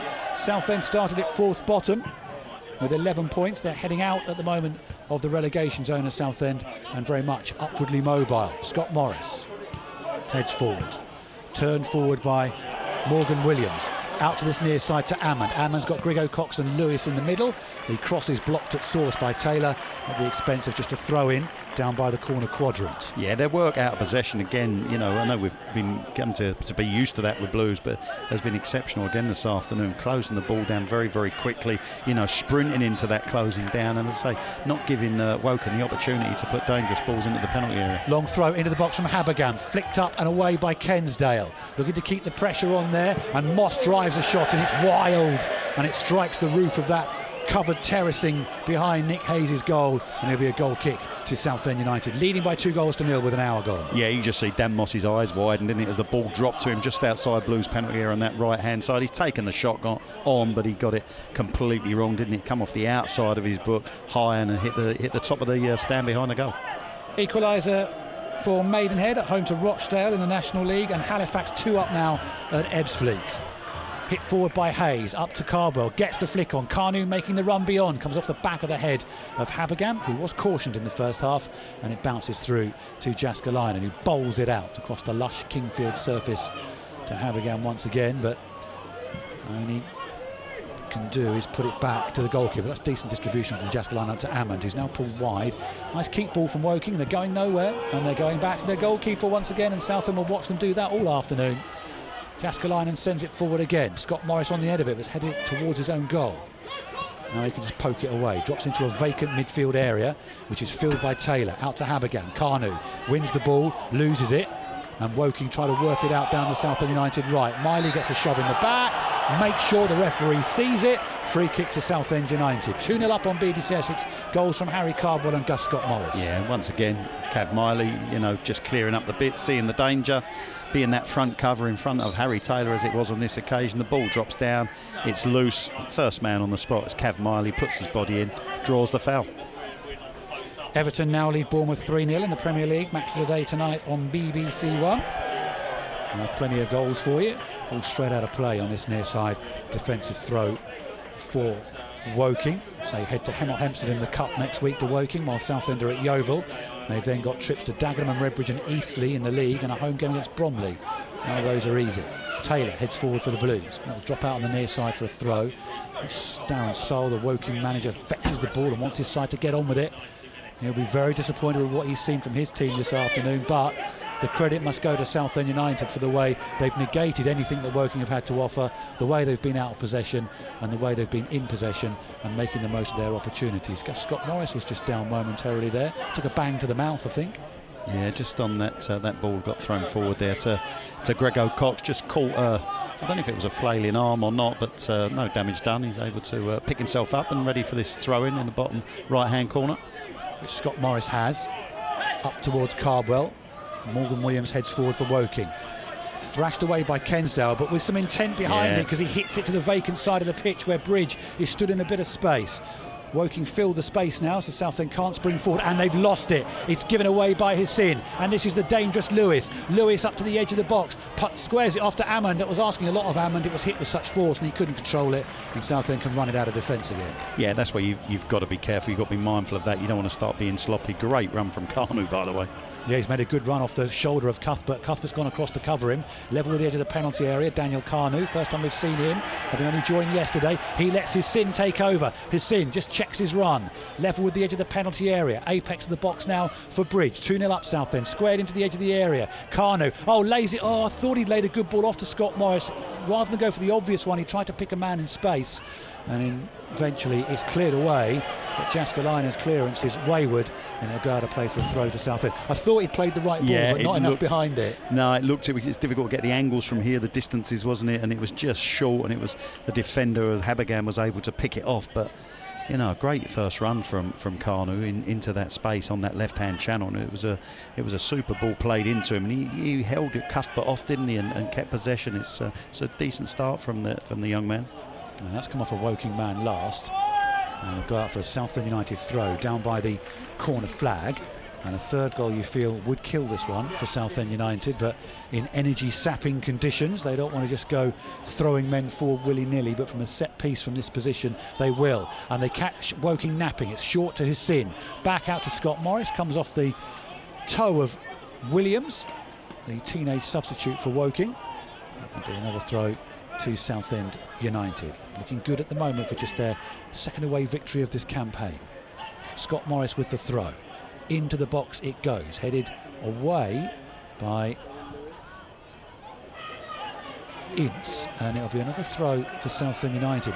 Again, the conditions are beautifully very different from what we were at Scotland last week, when it was teeming down with rain. Yeah, Colchester are 3-0 down at home to Morecambe. Morecambe are down to 10 men and have been since they were 1 up. Oh my goodness.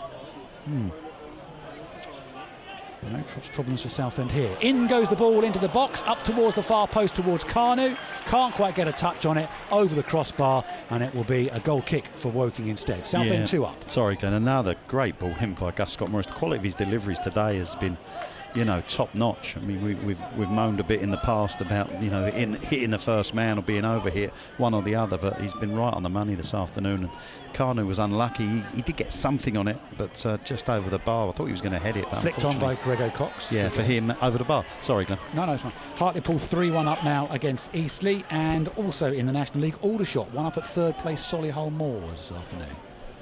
Damson Park. Ball is back with Nick Hayes in the Southend United goal. Now, Haybridge Swifts have a goal back in the FA Trophy in our featured non-league game. Haybridge Swifts 1, Chatham 2 now in that game. Good run last year, Haybridge. 21 minutes gone in the second half. So heading towards the fourth quarter of this one. Jaskalainen clears away once again. Incidentally, there was so much rain in the northwest in Rochdale last week that towards the end the ball was holding up slightly, but no concerns about the game being postponed. But Rochdale's women's side was supposed to play the next day at Spotland. It got postponed. It probably won't surprise you. Ball into the box. It's headed behind for a corner kick by Ollie Kensdale. Yeah, decent defending again. Blues just making sure that they're fully concentrated. They're not allowing Woking any sights of Hayes' goal, and they have protected that goal particularly well this afternoon. Burnley 1, Chelsea 3, Fulham 1, Sheffield United 0 in the Premier League. 2-0 Southend lead here. Colchester 3-0 down, Haybridge 2-1 down in our featured games. Corner for Woking, need a goal back here. In towards Taylor, beaten to it, flicked away by the Blues. Habagam's attempted hook back in is blocked by the hard-working Coker, who's been outstanding this afternoon, and he blocks Habagam's cross once again, and it's a throw for Woking down by the corner flag. Yeah, stuck to his task, didn't he, Ollie Coker? He wasn't going to give Sam Habagam the opportunity of whipping that ball into the box after that corner that was cleared away, flicked away. I think it was Harry Taylor, got his head on it. In goes the throw from Habagam. Flicked away by Scott Morris. In towards Ammond, who heads towards goal. Up off the head of Miley and behind for a corner kick. Yeah, could have gone anywhere, that one, couldn't it? I mean, they've kept the ball alive. Woking, the headers come in. And as you said, I think it was Cav Miley that just stuck his head out. I mean, Hayes was at full stretch on a dive. It was one of those dives where the ball was never going to reach him, and Miley just deflects it away for this corner. Into the final quarter we go. Yeah, keeping the pressure on, aren't they? Right-footed, in it goes, flicked away again at the near post by Southend United, and this time Coker's clearance is enough to go out for the throw-in. Equaliser for Bromley at York, 1-1 there now in the National League. Yeah, Cardwell this time getting his head on and just flicked it on, helped it on its way out to that far post. Habagam winding up the long throw for Woking. Danger moments for Southend, bit of intense pressure, flicked on by Cuthbert, comes to the edge of the area, scuffed effort from Ammond, blocked, comes out to Lewis, bouncing ball he has to bring under control, clips the ball in once again, helped towards the edge of the 6-yard area, appeals for handball, firm shake of the head from the referee. Woking still have possession, midway point of the Southend United half, just pressing the home side, into Williams it goes. First touch brings him away from goal, turns it down the far side, too much on it, goal kick Southend United. Yeah, thank goodness for that. So they was enjoying a sustained period of pressure, wasn't they? And that ball was bouncing in and around the Blues penalty area on 2 or 3 occasions. Blues making sure they're getting bodies there. Big appeal, wasn't there, on the last one for handball. The referee just waved it away, but it gives the opportunity for Nick Hayes just to take the sting out of the game, take a little bit of time, as Darren Sale's going to make his 3rd change. Yeah, Tunji Akinola, the former West Ham youngster, is coming off, and he's going to be replaced by Charlie O'Connell. All this happening with 21 minutes of normal time to go. O'Connell, like Williams, only joined yesterday on loan, but did have 13 games with Woking last season. So he knows the club and he knows the manager, and his manager needs him to produce something to get his side back into the game, because at the moment Southend are in control. Habergam back to goalkeeper Jaskalainen. Plays it nicely and calmly out to Moss. Moss turns it forward, straight to Bridge, and Bridge has got 3 yellow shirts alongside him in the attack. One of them is his Sin, puts the ball into the near post. It's blocked by defender Cuthbert. Corner kick. Yeah, dreadful ball out from back to front from Moss, wasn't he? Trying to thread it through. All he did was pass it straight to Jack Bridge. Jack Bridge charged at a sprint with the ball, drove towards the box, just fed. I think it was Hussein on the outside of him. The ball comes in just deflected. One of those that could have easily been deflected into the near post, as the goalkeeper is making moves to his left hand side. Could have gone right. Give Blues this corner. Another corner for Southend, in by Bridge. Too much on it, and for some reason the goalkeeper on his own punches when he should have caught it, and in the end it comes out on this near side off Coker for a defensive throw for Woking. Everyone had gone near post, and the goalkeeper and one defender stood at the far post, and goalkeeper punches it clear. Yeah, lack of communication between the goalkeeper Jaskalainen and Cuthbert, wasn't it? Neither of them said a word by the looks of it, and he's punched unnecessarily. Southend 2 up on BBC Essex Sport. Glenn Speller and Glenn Pennefather with you at Kingfield. It's been commanding so far from Southend, both in possession and out of possession. Kensdale nods forward. Hussein wins it on the halfway line. Charges down the near side. Puts the ball in behind towards Carnu, just slightly too far ahead of him, and Cuthbert steps across, but I think the young Charlton loanee's eyes lit up momentarily there. That's a slip by Scott Morris. Hammond over the top for Lewis. Narrow angle for Denon Lewis. Tries to cut it back to Grigo Cox. Blocked by Southend. Corner kick Woking, Glenn. All about good distances from Blues at the back there. Even though Lewis had got in, Blues were in decent enough positions to make sure A, they could close the space down, then B, making sure that he couldn't get the ball put into a good area. They just filled those spaces extremely well, and they was able to repel that attack. But just before, Cuthbert just benefited from that through ball, just having a slight bend on it. Habergam with the corner. Up to the far post. Goalkeeper won't come. Cardwell flicks it away. And it's not gone out. No, it hasn't. Coker keeps it in. Woking thought it was going out for another corner. Coker gives chase, keeps it in, and his clearance curves out and back into play. I mean, we've been talking about Harry Cardwell, haven't we, and how priceless he is in the penalty area at one end scoring those goals, Glenn, but the work he does defensively is incredible. I don't know how many headers he's done this afternoon so far defensively, clearing things, but as I say, that's priceless work as well from Harry Cardwell. We'll get off to the FA Trophy in a sec, but Woking with a throw down the far side, headed away again by Dimitri. They're making a bit of ground there. Moss with the throw for the home side, who've got 18 minutes to get themselves back into this game. 18 minutes for Southend to hold out. Thrown down to the byline. Dimitri gets a toe on it and then can complete the clearance as Hussein puts it back to him, and then Bridges' clearance is blocked. Woking feed it into the box. Dangerous moments here. Cleared away by Taylor over the halfway line. Fed back again by Taylor to Cuthbert. Inside it goes for O'Connell. O'Connell down the far side for Hammond. His cross is blocked again, and it'll go behind. Another corner kick for Woking, their 5th and their 3rd in quick succession. Yeah, they're just keeping the door closed, aren't they, Blues, at the moment? They're giving away a number of corners, but they are defending them well so far. Done okay so far, Southend, from these set pieces, but concentration levels must be maintained. Lewis goes across to take it in his 2nd spell now with Woking. Denon Lewis, and looking to provoke a comeback in this game. He sends it in, doesn't get the elevation on, headed away by Scott Morris. O'Connell then can't control the high bouncing ball, keeps it in play. Carnu, midway point of his own half, helping out. Nutmegs O'Connell, brings the ball away. Referee thinks about giving the free kick. Waves play on, but the advantage is gone. Then Carnu goes to ground, then he fouls his man. It's all a bit scrappy far side. Play continues, and Carnu picks up possession, skips past one, then he's brought down. It'll be a free kick. We can go to Straley Road. Haybridge Chatham in the trophy. Here's Pete. It's now Swifts 1, Chatham Town 2. Two first-half penalties for Chatham, but Swifts have got one back. They took advantage of a Chatham substitution. Their right midfielder was hardly in place when Sam Park picked it up on the left, skinned both him and the full-back, and a low shot underneath the keeper. Haybridge are back in this one, not giving too much, but it's not over yet. Swifts 1, Chatham Town 2. Southend in control of this one, Pete. 2-0 up at Woking on BBC Essex. Hayes with it.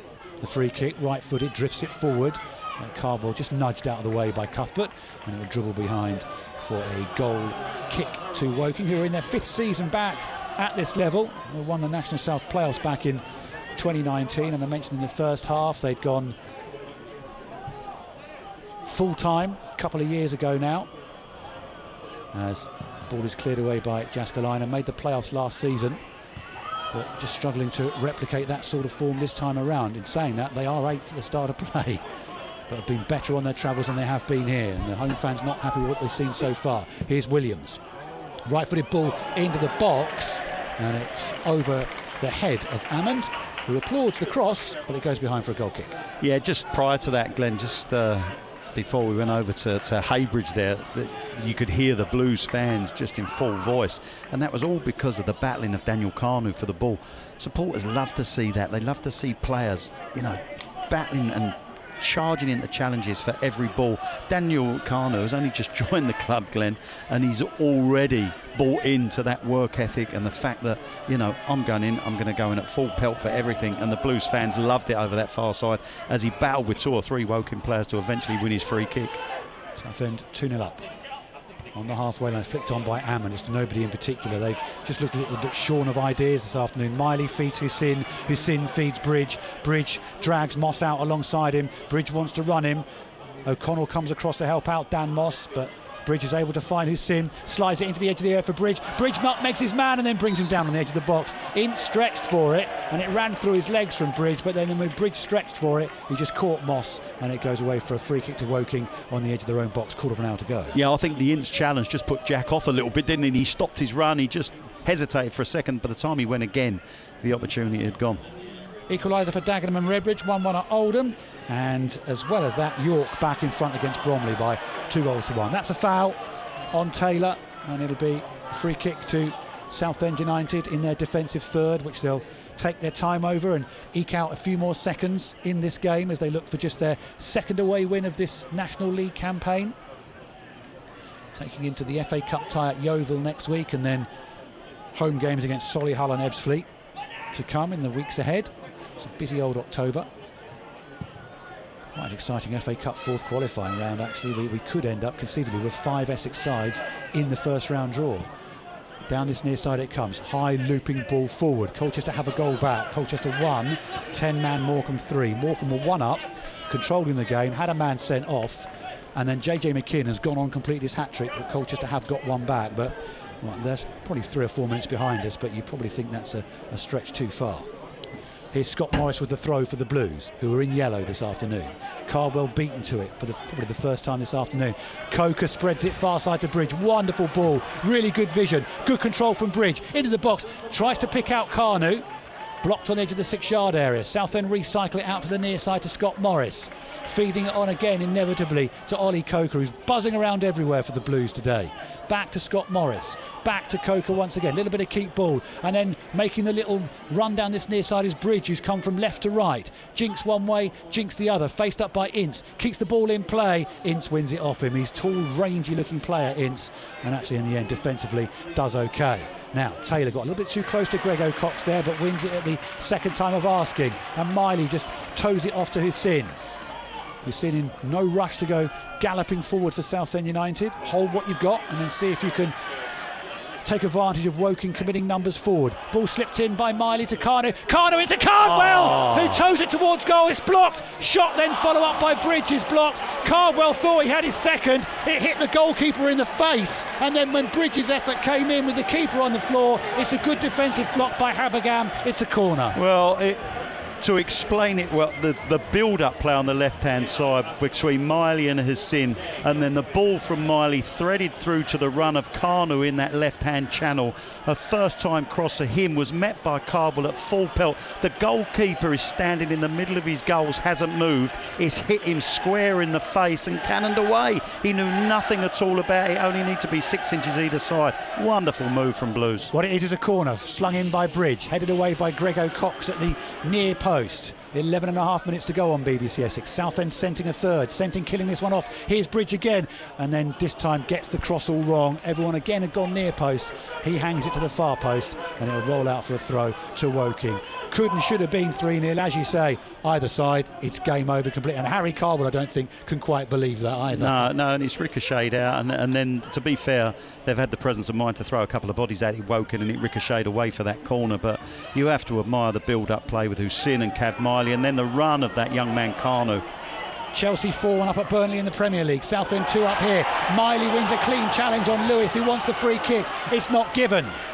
Hassin picks it up from Miley. Hassin slips it in behind for Bridge in the wide left. Bridge trying to cut the ball back, and it hits the heels of the covering Cuthbert and loops up into the arms of the goalkeeper Jaskalainen. Yeah, sweeping football again from back to front, all instigated from Cav Miley, who had no right to win that ball off of Denell Lewis. He won it at full stretch going back on the blind side. He then set up that play, and it was again Jack Bridge making the run in that left hand channel beyond Moss. He just couldn't pick out a cross, and the opportunity went. But as I say, the approach play from Blues is a joy to watch. Hammond at the byline wins a lucky deflection off Kensdale's challenge, but his attempted cross is blocked, and Southend can sort themselves out. Dimitri needs an option there. Miley standing on the edge of the box, a little bit static, but does pick up possession when invited to by Dimitriou. And it's the former Cypriot international who clears away once again up to the halfway line for Cardwell. Gets the flick, and Kanu made the run, but it's stopped by Greg Taylor at the back for Woking, who've just got to commit numbers forward now, try to force a way back in. Dimitriou, momentarily, I thought Hammond had got the better of him, but he wins it back. Hammond goes to ground, cleared away for Southend United by Kensdale. Bridge will challenge Taylor here, and all Taylor can do is put it out of play. He panics, Greg Taylor. You can see the panic in him, can't you? As soon as that ball goes beyond either Cuthbert or Taylor, the pace and the willingness of both Cardwell and Kanu is frightening the life out of them. Equaliser for Sheffield United, 1-1 at Fulham now, as Southend United are going to make a change. It's Jack Bridge who's being withdrawn, and Mauro Galletti comes on, Glenn. Yeah, quite surprised at that, because Jack's been instrumental in what's been going on in the last 5-10 minutes or so, when Blues should have taken at least a 3-0 lead and possibly another one, but he's getting the full applause. He'll be delighted that taking off, just walking off over that far side and taking the adulation of the Blues crowd over there. But again, another decent performance from Jack Bridge. Maybe Kevin's thinking, Glenn, let's not keep players out there who are important players to us. Let's give Mauro Galletti that opportunity in this last 10 minutes or so, and give Jack Bridge a little bit of a rest. Oxford City have doubled their advantage, 2-0 up on Fylde. So it's Bournemouth 0, Chesterfield 1, Ebbsfleet 0, Halifax 2. Gateshead and Altrincham are still goalless as Southend build down the far side with Galletti into the edge of the box. So Cardwell goes to ground, won't win the free kick. Ebbsfleet 0, Halifax 2. Gateshead and Altrincham goalless, Hartlepool 3, Eastleigh 1, Kidderminster and Wilston goalless, Maidenhead 1, Rochdale 1, as Kensdale clears for Southend, Oldham 1, Dagenham and Redbridge 1, Oxford City 2, Fylde 0, Solihull Moors 0, Aldershot 1 still, and York 2, Bromley 1, and here Woking 0, Southend 2, Colchester 3-1 down at home to Morecambe. Haybridge Swifts 2-1 down to Chatham in the FA Trophy third qualifying round. In the Premier League, Burnley 1, Chelsea 4, Everton 3, Bournemouth 0, Fulham 1, Sheffield United 1, Manchester United 0, Brentford 1 still, and it finished Luton 0, 10-man Tottenham Hotspur 1. Here on BBC Essex, we've got 7.5 minutes to go of this game, with Southend United 2-0 up and just in total control, so don't give Woking an incentive. Ball into the box towards Grego Cox, lets it drop over his shoulder. Comes out to Williams. Williams back to Grego Cox. Apex of the box, right-footed.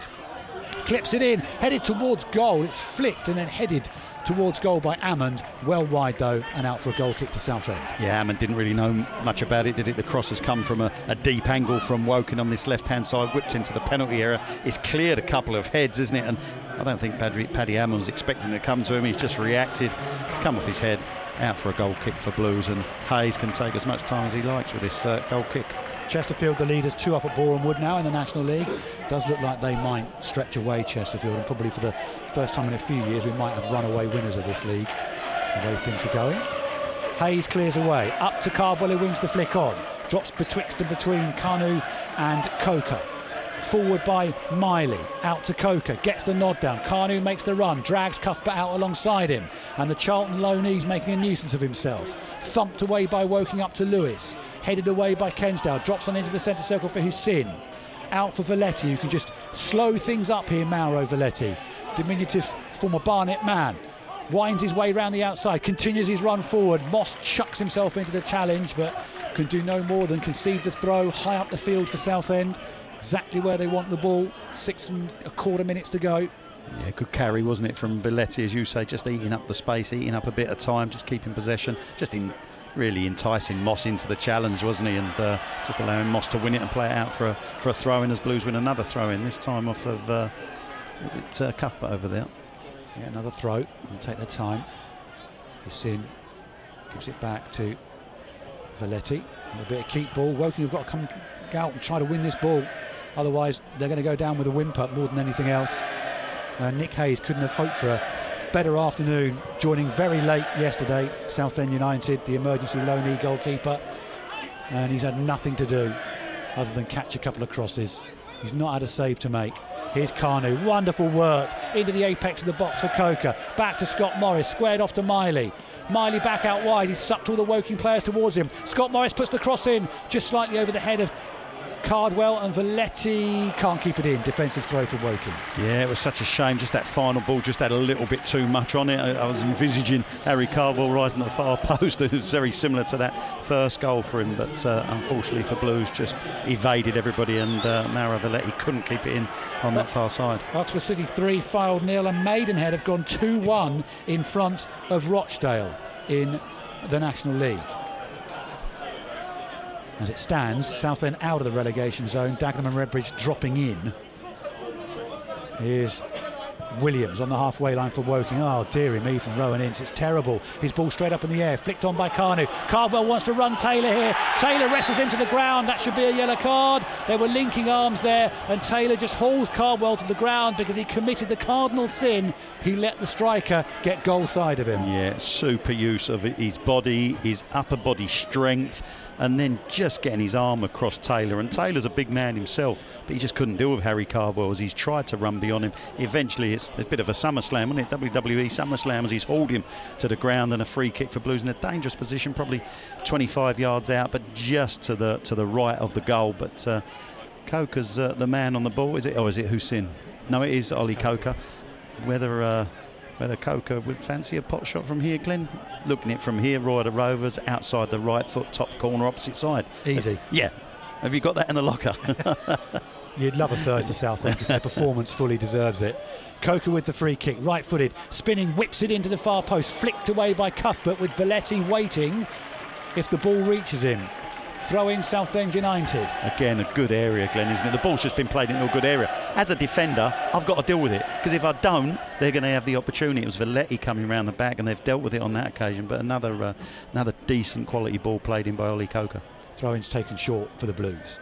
Out to Valetti. Got yellow shirts in the box. Valetti goes for a little 1-2 with Cardwell, but Cardwell instead holds on to it and brings it out of the box. And it's wide over the far side now with Hussein for Southend. Jinks one way, cuts back the other, faced up by Cuthbert, comes off Southend's Afghanistan international last, and it'll go out for defensive throw to Woking, who've got 3 minutes plus any time added on to go at the end of this game. All the reaction to come in the final hour of BBC Essex Sport with, as ever, love to hear from you. You can text us 81333, start your message with the word Essex, 81333, start that text with Essex. Rochdale 2-2 at Maidenhead now. You can WhatsApp us, start that with Essex as well, 08000 321 333. Email essex.sport@bbc.co.uk. You can give us a ring if you fancy it, 0800 111 4041, and X us. Is that a thing? Can you X someone? Tweet in old money at BBC Essex Sport. Here's Valetti for Southend in the attacking third. Right-footed, sends a low one in. It's blocked on the edge of the box. Thumped away by Ince. Dealt with on the halfway line by Taylor. Helped on by Miley. Moss picks it up for Woking.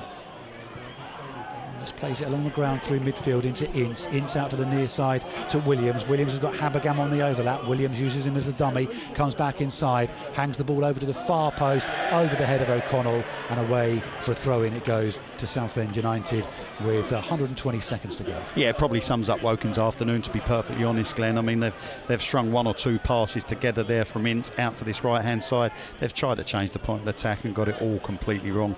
Miss-hit the pass, and it's out for a throw-in on the Blues on the right hand side. But I think, you know, that's been the story of Woking's game. So much has broken down for them, hasn't it? But you've got to give full credit to Blues, the way they've gone about their business. You know, they've been great in possession, but out of possession they've been equally as good. They're putting the ball in the box now towards Grego Cox. Dealt with by Southend. He'll drop though, and a shot is wide of goal, and that should have been 2-1, and that would have set up a grandstand finish. It's Williams, the substitute, just from inside the box, a free shot on goal, and he sends it wide. Yeah, Blues won the initial header. The ball come in. I mean, it was Paddy Armour making a nuisance of himself in between Gus Scott-Morris and Harry Taylor. Blues won the initial header, but it's dropped on the edge of the box, and it was that man Williams who reacted first. He's sprinted onto the ball, and he's hit it with his left foot. I think he might have just caught it on his shin rather than hitting it cleanly, and it's gone wide of the goals, and still Nick Hayes hasn't had to make a save. No. He fetches the ball, takes the goal kick. Still Southend 2 up, 30 seconds to go here. Colchester 3-1 down, Haybridge 2-1 down in the trophy. All the full times to come in the final hour of the programme. Down the near side it comes for Ammond. Ammond, left-footed ball into the box, headed away well by Demetriou. Goes for the return. That was ambitious, but Southend are in no hurry to get it clear, and Scott Morris curves it down the near side. Cuthbert comes across, heads away under pressure from Kanu, and it'll be another throw for Southend United inside their own half. It's been a fully professional performance from the Blues, and not without a little bit of skill and inventiveness either. They've just looked a threat every time they've gone forward. Yeah, absolutely. Even on that occasion, Glenn, the ball's come out back to front. It's played in the channel, but it relieves pressure because of the work from Kanu up top, putting Cuthbert under all sorts of pressure and making him head it out for a throw-in. It just relieves the pressure the other end. 5 minutes of time added on to come at the end of this one. Scott Morris goes down on the halfway. Referee says play on. Woking lift it through the middle. Taylor needs to be careful here. Just wants to shepherd that one behind, but it's not going to reach it. Under pressure from Denon Lewis, and Harry Taylor does a really good job and then hits it over the top. Cardwell doesn't bother jumping. Kanu puts Cuthbert under pressure, forces him to turn it away from goal. To Williams, who just missed that gilt-edged chance to get his side back into it. Williams held by Coker, I would suggest. Yeah. The referee says, yeah, you're not getting away with that one. You've got his shirt over his head. Changing shirts early. Substitution for Southend United, and it is Ollie Coker who's going to be replaced with 4 minutes of the time added on, and we're going to see Brooklyn Cabangolo as well for another cameo towards the end of this game. Outstanding from Ollie Coker today. He was exceptional, Ollie Coker. He really was. From in and out of possession, he's the range of his passing on display today was incredible, especially his long range was superb. His deliveries from his set plays, excellent frame. Arguably, probably Ollie Coker's best game in a blue shirt. Fulham back in front, 2-1 against Sheffield United. Southend 2 up here on BBC Essex Sport. And it's a throw-in for the Blues, heading towards just their second away win of the season in the league, and they're going to make it 4 unbeaten as well. A couple of draws and a couple of victories in that run, and just beginning to build up their head of steam with, assuming the takeover goes through, you would think power to add. Yeah, absolutely. I mean, it's good to be talking about good things, good news, and looking forward rather than worrying about upcoming things and what's going to happen and being a bit in the unknown, Glenn. Now, I think everybody involved with Southend United, fingers crossed, I know we've got to November the 1st, but hopefully can look forward to a much brighter future. It's a throw for Southend United, and the referee is going to caution. No, he's not. He's going to say to Jason Demetriou, you need to take the ball back for the throw in. Brooklyn Cabangolo rolled it forward for Jason Demetriou, and then the referee said no, you need to go back. Demetriou with the throw then. Being greedy, looking for a Blues third, I guess, aren't we here? But the performance deserves it, and they've had opportunities as well to add to it. They've been so dominant and so in control of this game. Demetriou throws down the line again. Arrives at the feet of his sin, pokes it back to Demetriou, clips it over the top for Kanu. Kanu is onside, is he? He stops his run. No, he's onside. No, the flag doesn't. Do you know what? I'll give up. Yeah. Because Kanu jogged towards the ball. I thought, I'm going to be offside. Yeah. I'm going to be offside. Flag doesn't go up. Then he touches it. All the Woking defenders run back, and then the flag goes up. That's all right. Cleared forward by Jaskalainen. Headed away by Scott Morris. 2 minutes to go. 2-0 up Southend United.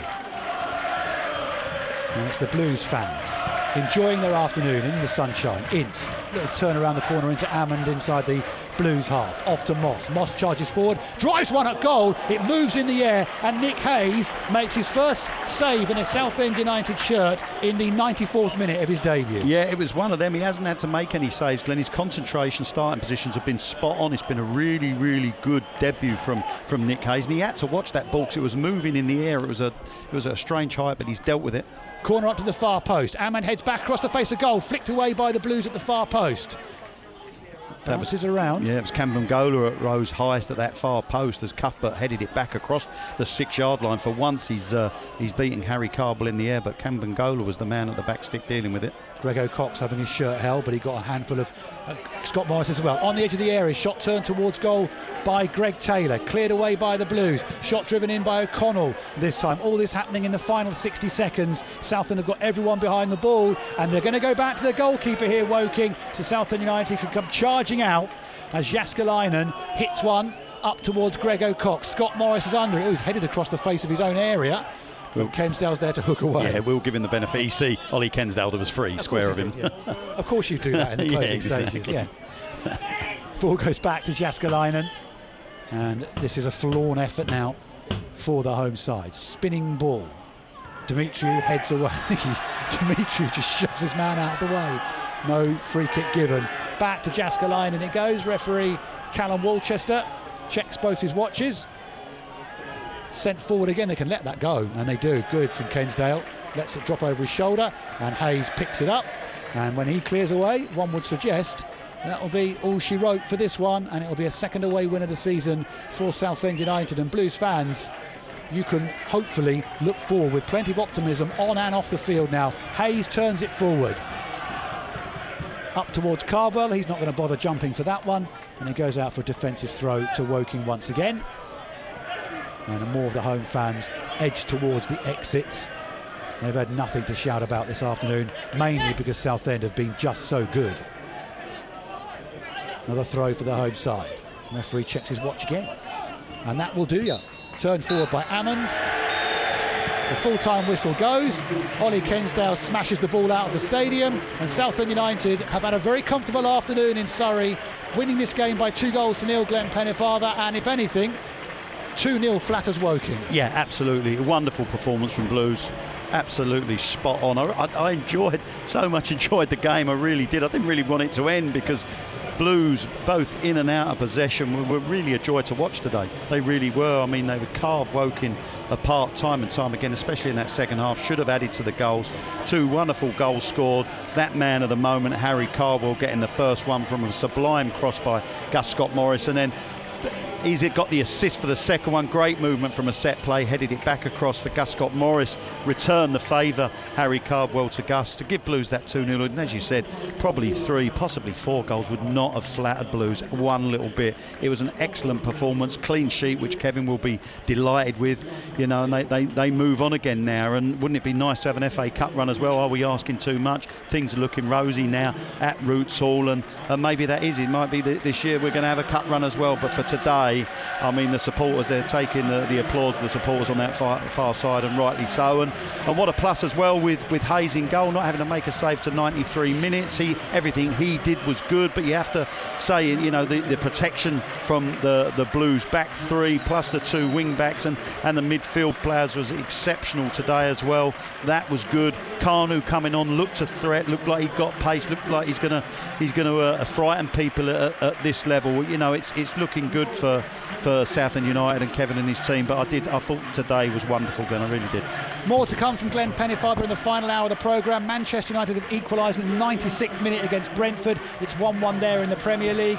Here, Southend United have won by 2-0. I'm hearing Manchester United are now 2-1 up in that game. Colchester United 3-1 down at home to Morecambe, 10-man Morecambe. Let's join the dying embers of that with David Gregory and Neil Kelly.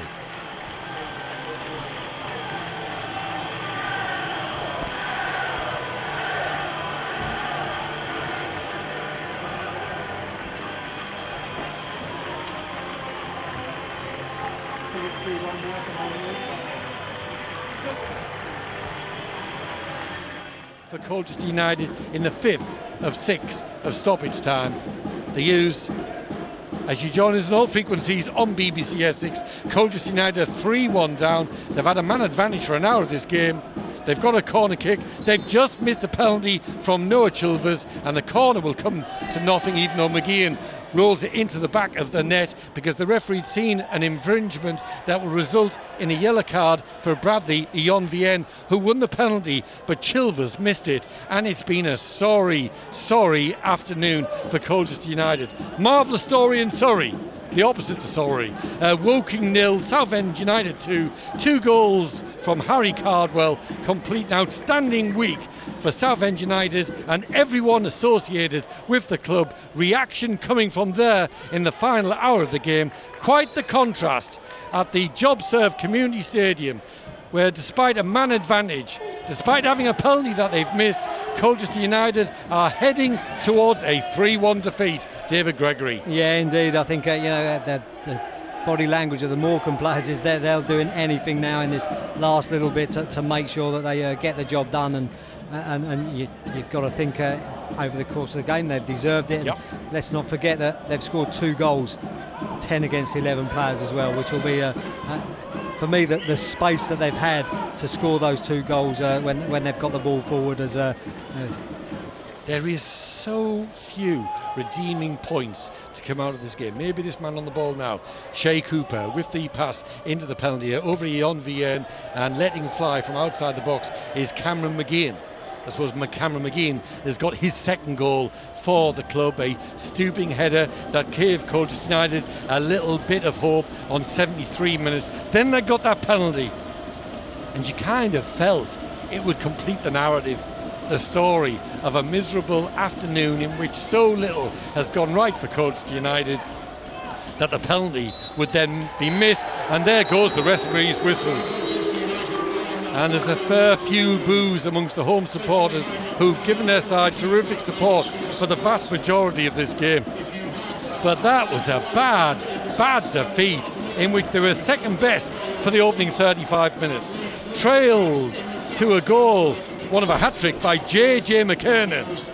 Saw the opposition central defender Connolly sent off. Threatened to equalise before half-time. Conceded another goal from McKernan in the second half. Another 2 for his hat-trick. Got a little bit of hope from Cameron McGeehan. Got a penalty in the first minute of stoppage time.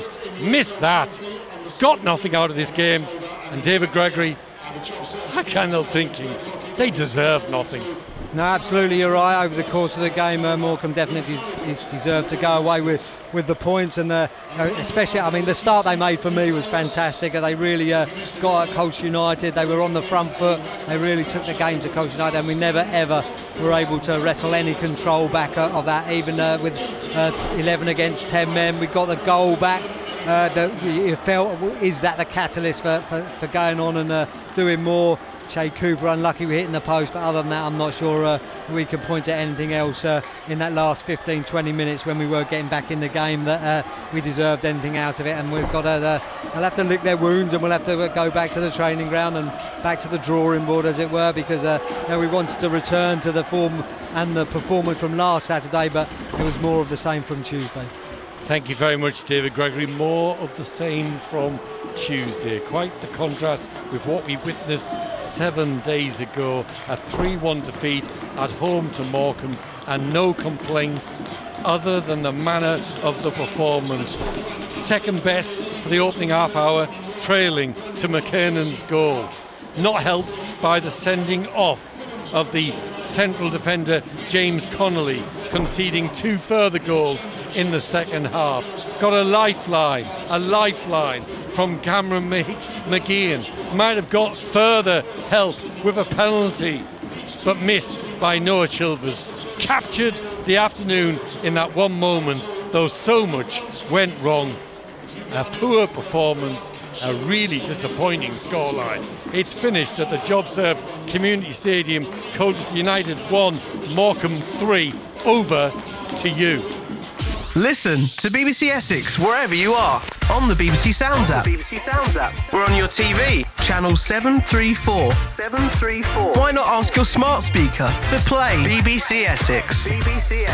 And of course you can listen on FM and digital radio. BBC Essex. BBC Essex Sport. 2 minutes past 5, reaction to come from a defeat for Colchester United at the Community Stadium and been beaten 3-1 by 10-man Morecambe this afternoon. And we'll also be reacting for 3 points for Southend United at Woking in the National League. We've also been following FA Trophy third qualifying round action, and Pete Morris has the full-time report from us from Heybridge Swifts against Chatham Town at Scraley Road. And it's Heybridge Swifts 1, Chatham Town 2, and Swifts second half fight back, not enough to keep them in the trophy. Their consolation goal came from Sam Park, taking advantage of Chatham's oncoming midfield substitute, still jogging into position. Park skinned both him and the fullback to slot low under the keeper midway through the second half. After that, Cuba Johnson's towering header just wide was the closest they came to equalising, but they already trailed to 2 first-half penalties. The first of those came from a free kick into a solid wall. Handball given, seemed harsh. The second, a soft tackle decision just before half-time. It could have been worse at that point, except for a string of decent saves from keeper Tom Ray, brought in today to cover injury. But the second half performance will mean Swifts can hold their heads high against superior opposition, but they are out of the FA Trophy. Heybridge Swifts 1, Chatham Town 2. It's 4 minutes past 5. BBC Essex Sport. Good evening to you from Victoria Polly on BBC Essex Sport, on air until 6 o'clock with your reaction to today's results here at the Community Stadium. Colchester United's unbeaten run comes to an end at home. But it is still 0-0. 20 minutes gone. Corner kick for the Shrimps. Header, there's the goal. You have to say that Morecambe have been threatening to score, and they've got it through JJ McKeenan from just outside the 6-yard box. It's Colchester United 0, Morecambe 1. Poor start from the U's. That's a red card. It's a red card for James Connolly for an off-the-ball incident involving Samson Tavide. Well, how significant will that be with 10 minutes to go to half-time? Swung at the U's penalty. Goodman misses it, and the second goal for Morecambe.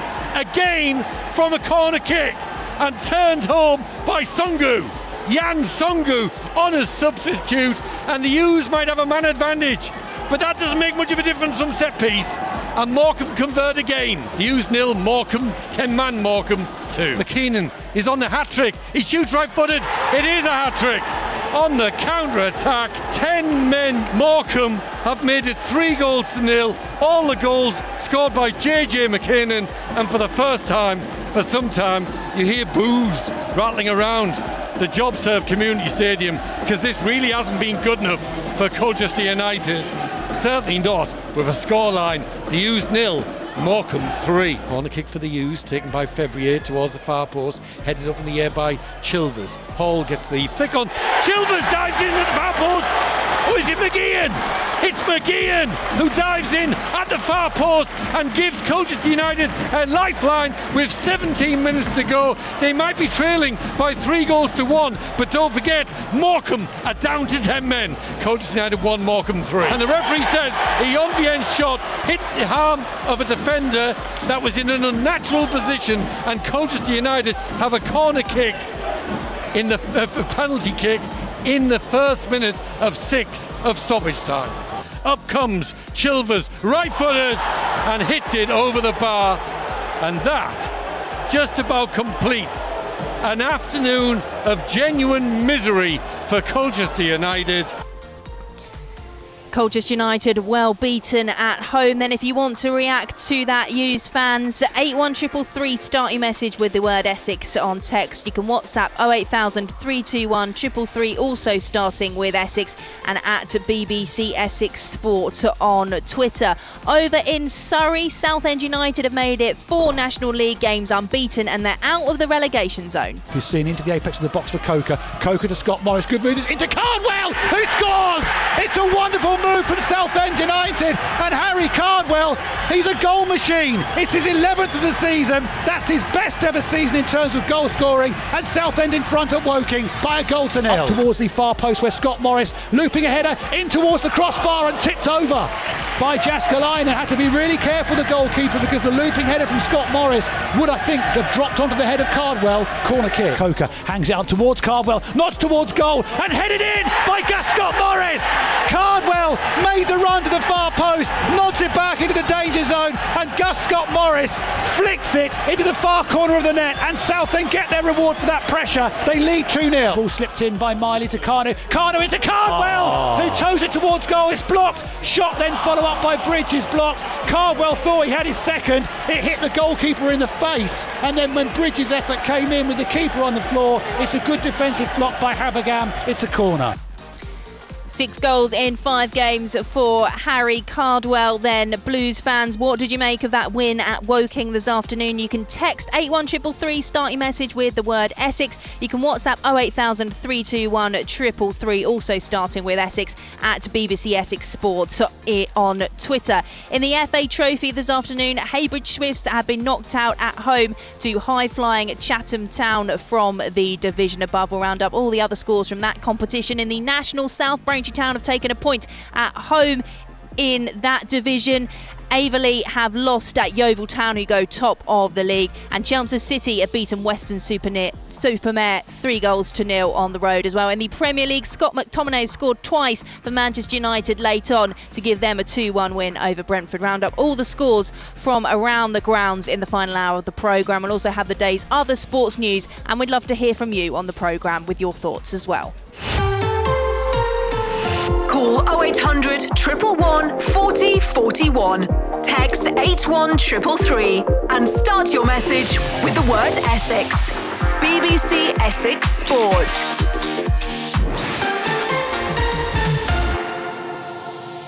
Your thoughts coming into us on BBC Essex Sport already this afternoon. Plenty from Colchester United fans on a 3-1 defeat at home to Morecambe this afternoon. Morecambe having been reduced to 10 men in the first half, and Colchester United getting one back through Cameron McGeehan, but then missing a penalty late on. Noah Chilvers from the spot.